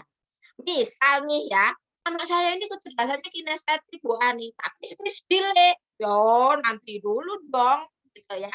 Siapa tahu keaktifannya itu adalah representasi masalah motorik, motoriknya kemudian menjadi penyumbang dia speech delay. Contoh ini ya. Jadi kalau memang keaktifan gerak anak itu diiringi dengan tumbuh kembang yang semuanya sesuai milestone, bismillah ini adalah kecerdasan kinestetik, bukan masalah motorik begitu. Yang kedua, anak-anak dengan kecerdasan kinestetik melakukan semua aktivitas geraknya dengan tujuan-tujuan dan dia mampu menjelaskan secara bahasa apa yang dia kerjakan dari tujuan beraktivitasnya. Anak-anak dengan masalah motorik tidak bisa menjelaskan dia mau apa. Misal contoh, ada anak-anak ya, wah meja dibalik, jepret, kursi dibalik, wah, terus kemudian bantal-bantal diambil, terus barang-barang wah berantakan, pokoknya rumah kelihatan berantakan. Kemudian ada anak kita bertanya, kamu lagi ngapain? Dia nggak bisa menjelaskan. Ini berarti anaknya cuma pengen tangannya bergerak, dia cuma pengen bergerak, gitu ya. Biasanya ini kalau di masalah motorik namanya hiposensitif, vestibular atau hiposensitif aktif proprioseptif. Intinya masalahnya ke arah sana. Jadi mereka itu anak-anak yang dalam kondisi motorik kurang sensitif sehingga kemudian mereka butuh bergerak untuk tubuhnya nyaman. Tapi mereka nggak bisa jelasin mau ngapain. Tapi anak dengan kecerdasan kinestetik, wah gitu kan ya. Ketika meja dibalik, shred gitu loh. Kamu lagi ngapain? Aku sedang membuat kapal layar. Wah gitu. Loh, ini apa batal-batal? Oh iya, di kapalku ada tempat tidurnya, ini bantalnya, ini mejanya, begitu. Dia berimajinasi, ya, dia bergerak kemudian untuk apa? Untuk mewujudkan imajinasinya. Ini kecerdasan, gitu ya. Tapi kalau dia nggak bisa menjelaskan apa yang dia sedang kerjakan, siapa tahu keaktifan geraknya ini adalah motorik-motorik yang nggak tuntas, yang memang butuh terapi. Begitu. Yang ketiga, kalau anak ini dengan kecerdasan kinestetik, dia akan tetap punya atensi dengan lingkungan sekitar walaupun dia bergerak. Contoh ini ya. Kan kita Ustazah Vivi kan pasti ada sesi circle ya, anak-anak duduk melingkar gitu ya, terus baca doa, murojaah, apalah, mungkin juga ada storytelling dan segala macam ketika pagi hari membuka kelas gitu ya. Ada tuh anak-anak, wah sudah lari ya, sudah main lari keluar dari lingkaran pokoknya. Ketika anak-anak itu keluar dari lingkaran, mungkin karena sedang berimajinasi apa atau apa begitu ya. Itu kalau dia bermasalah dengan motorik, sudah perhatiannya teralih dari dari ustadzah yang sedang menyampaikan materi. Tapi kalau anak-anak dengan kecerdasan kinestetik begitu ya, itu walaupun dia bergerak, otaknya tetap jalan, dia belajar sambil bergerak. Maka karena dia belajar berarti otaknya aktif, berarti nyaut dong. Jadi anak-anak itu contohnya begini, kalau melihat anak-anak ini kinestetik atau anak ini bermasalah motorik, saya kalau ngecek gampang. Jadi habis dia lari-lari, saya panggil personal. Oke, Ustazah tadi murojaah surat apa? Coba Ustazah ingin dengar dari mulutnya Kak Faris sendiri, misal namanya Faris gitu ya. Terus dia bilang, Qul a'udzu birabbin nas, malikin nas. Nyaut ternyata dengan apa yang sedang kita kerjakan. Anak-anak gitu Ustazah Vivi ya, mencetat kembalikan ternyata masih ngikut apa yang kita katakan. Bahkan kalau kita lagi storytelling terus dia umek di mana, terus kita tanya, dia nyaut loh, walaupun matanya nggak ngeliat kita, tapi ditanya dia nyaut sama yang kita katakan. Nah itulah pembelajar kinestetik, begitu ya. Nah sekarang bedanya, kalau anak kinestetik diapakan, kalau anak yang memang bermasalah motorik diapakan sama-sama aktif. Kalau anak-anak kinestetik, wow, emang stimulasinya itu biasanya harus double dari anak-anak yang biasa gitu ya. Jadi misal begini, kalau anak-anak anak-anak biasa mungkin bisa kita kasih waktu main dengan air itu 10 sampai 20 menit contoh lah. Kalau di rumah, kita ngomong di rumah gitu ya. Anak-anak dengan kecerdasan kinestetik jangan dikasih waktu 20 menit gitu ya. Mungkin bisa double time, 2 kali lipat, atau kalau memang itu nggak berbahaya ya bosennya dia begitu ya. Kalau air kan kalau misalnya lebih dari 1,5 jam kan nanti kulit mengkerut ya. Jadi batasannya adalah masalah kesehatan. Ya udah, dia main air, kalau normalnya anak main itu 30 menit, dia boleh main air sampai 1,5 jam. Habis itu kita bisa kesempatan air. Nah, dan yang kedua, kalau anak ini memang pembelajar kinestetik, kita harus menahan diri betul untuk tidak banyak melarang dia, karena setiap kali dia sedang bereksplorasi, otaknya lagi jalan. Ya, sambungan-sambungan neuronnya lagi sedang aktif tuh gitu ya. Tersambung sel-sel neuronnya, dia sedang aktif. Kita benar-benar mengurangi larangan supaya dia semakin banyak melakukan sesuatu, semakin batasannya mungkin kalau kita ngomong batasannya apa yang dia lakukan tidak membahayakan nyawanya. Kalau yang dia lakukan membahayakan nyawanya, oke, larangan kita keluarkan. Sayang tidak ya, di sini ada stop kontak, ada listrik nanti bahaya. Sayang tidak eksplorasinya tidak dengan main kompor ya, nanti bisa kebakaran. Jadi batasannya adalah soal nyawa gitu ya. Yang kedua, Oke lah ya, sopan santun itu mulai kita kenalkan walaupun mungkin nanti standar kesopanan itu bisa ya masing-masing keluarga beda-beda ya gitu. Kalau ada yang nggak betah banget anak-anak duduk di atas meja yang mungkin ya boleh diturunkan. Tapi kalau beberapa orang tuh nggak apa-apa lah demi eksplorasi anak saya duduk di atas meja nggak apa-apa, monggo gitu ya. Ini kembali ke value keluarga masing-masing ya. Kalau soal kesopanan itu monggo mana yang ingin disepakati untuk diterapkan di usia 7 tahun ke bawah ini.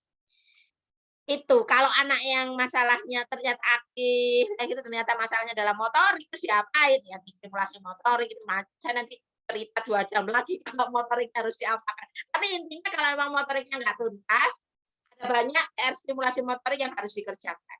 Ya, teman-teman Anafi udah pinter-pinter gitu ya, insya Allah. Oke, terima kasih. Terima kasih Bu Ani, Masya Allah.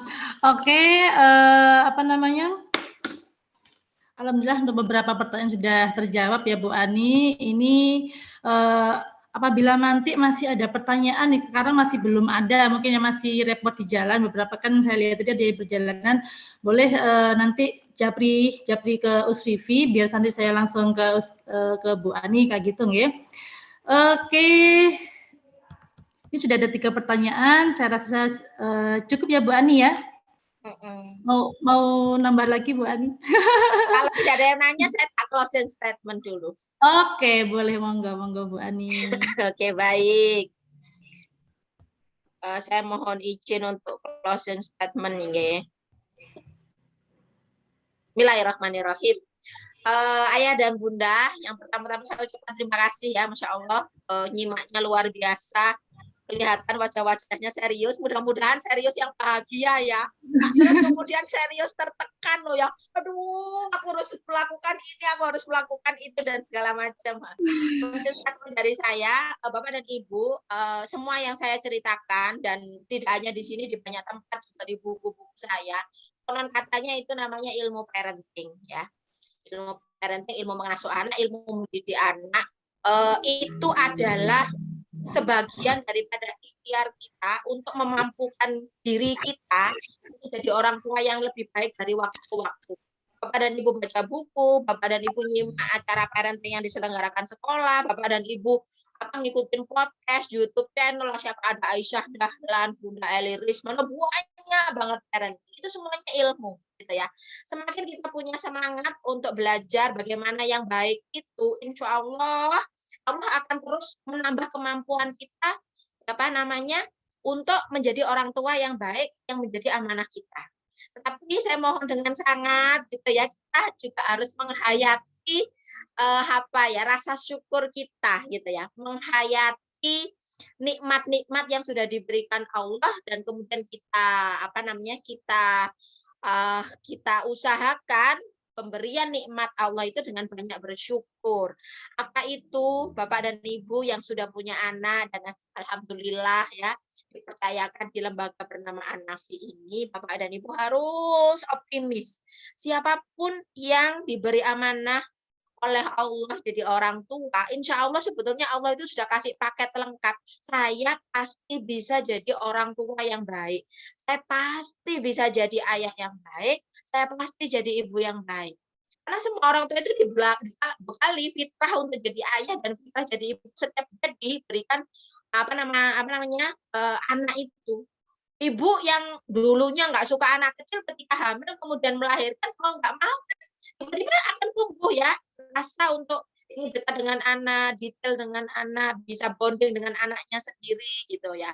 Bapak-bapak yang dulunya mungkin sama anak kecil, gimana sih cara anak kecil nggak ngerti gitu ya. Suami saya itu katanya dulu kalau pegang bayi yang baru itu, takut lembek gitu. Lama-lama kan bisa begitu ya. Nah, itu yang kita harus yakini Allah kalau sudah kasih kita amanah anak, insya Allah sepaket kita punya kemampuan untuk jadi itu. Kita bahkan dibekali insting kok naluri kayak tadi. Feeling saya anak ini perfeksionis, nah gitu ya. Feeling saya anak ini begini, nah feeling itu ayo kita optimalkan. Itulah suara hati yang diberikan Allah untuk memampukan kita untuk melihat anak-anak kita lebih dalam. Nah, ketika kita nambah ilmu parenting, kepekaan kita makin bagus dong. Tapi insya Allah kita punya modal masing-masing. Kalau kita rileks, optimis, insya Allah kita akan bisa ya menjalani amanah yang Masya Allah luar biasa jadi orang tua ini. Kemudian kita tunaikan sebaik-baiknya jadi orang tua. Rileks, optimis, Bapak dan Ibu. Insya Allah dibekali naluri untuk jadi orang tua yang terbaik. Insya Allah. Terima kasih itu dari saya, dan sebagai penutup buat Ayah Duta, karena jadi ayah yang luar biasa mewakili para ayah berkontribusi interaktif di forum ini, nanti dapat 1 hadiah buku tuntas emosi dari saya, nanti sepakat saya kirimkan ke Anafi lewat alamat yang sudah diberikan Ustazah Vivi. Oke, Demikian. terima kasih. Oke, Bapak, terima kasih. Terima kasih Bu Ani. Masya Allah. Assalamualaikum warahmatullahi wabarakatuh. Waalaikumsalam warahmatullahi wabarakatuh. Masya Allah, luar biasa sekali ya Bunda. Diskusinya sangat seru sekali. Setiap sesi Bu Ani pasti seru sekali Bu Ani. Soalnya Bu Ani itu ceritanya juga seru sekali loh Bu Ani. Kita karena sama-sama orang Malang ya, jadi kayak lebih seru gitu. Arema coy. Ya Bunda, alhamdulillah serangkaian sesi diskusi hari ini berjalan dengan lancar. Saya ucapkan banyak terima kasih kepada Ibu Ani Kristina sebagai pemateri. Saya ucapkan terima kasih pula kepada ayah bunda yang sudah meluangkan waktu menyimak sesi webinar parenting pada pagi hari ini, serta para ustadzah yang juga turut menyimak pada sesi pada pagi hari ini. Akhirul kata, izinkan saya pamit undur diri. Wassalamualaikum warahmatullahi wabarakatuh. Saya kembalikan lagi kepada hostnya. Monggo Ustadzah Seli. Waalaikumsalam. Ya, terima kasih untuk Mas Vivi.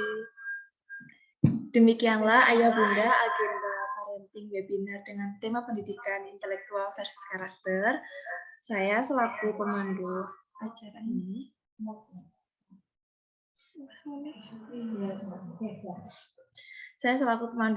ini mohon maaf apabila masih banyak kekurangan dan kesalahan selama acara berlangsung.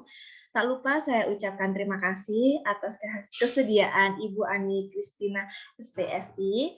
Terima kasih juga atas kehadiran ayah bunda sekalian. Akhir kata, wabillahi wa taufiq wal hidayah. Wassalamualaikum warahmatullahi wabarakatuh. Waalaikumsalam warahmatullahi wabarakatuh. Waalaikumsalam warahmatullahi wabarakatuh. Waalaikumsalam warahmatullahi. Terima kasih Bu Ani. Oke, sami-sami. Izin pamit Bu.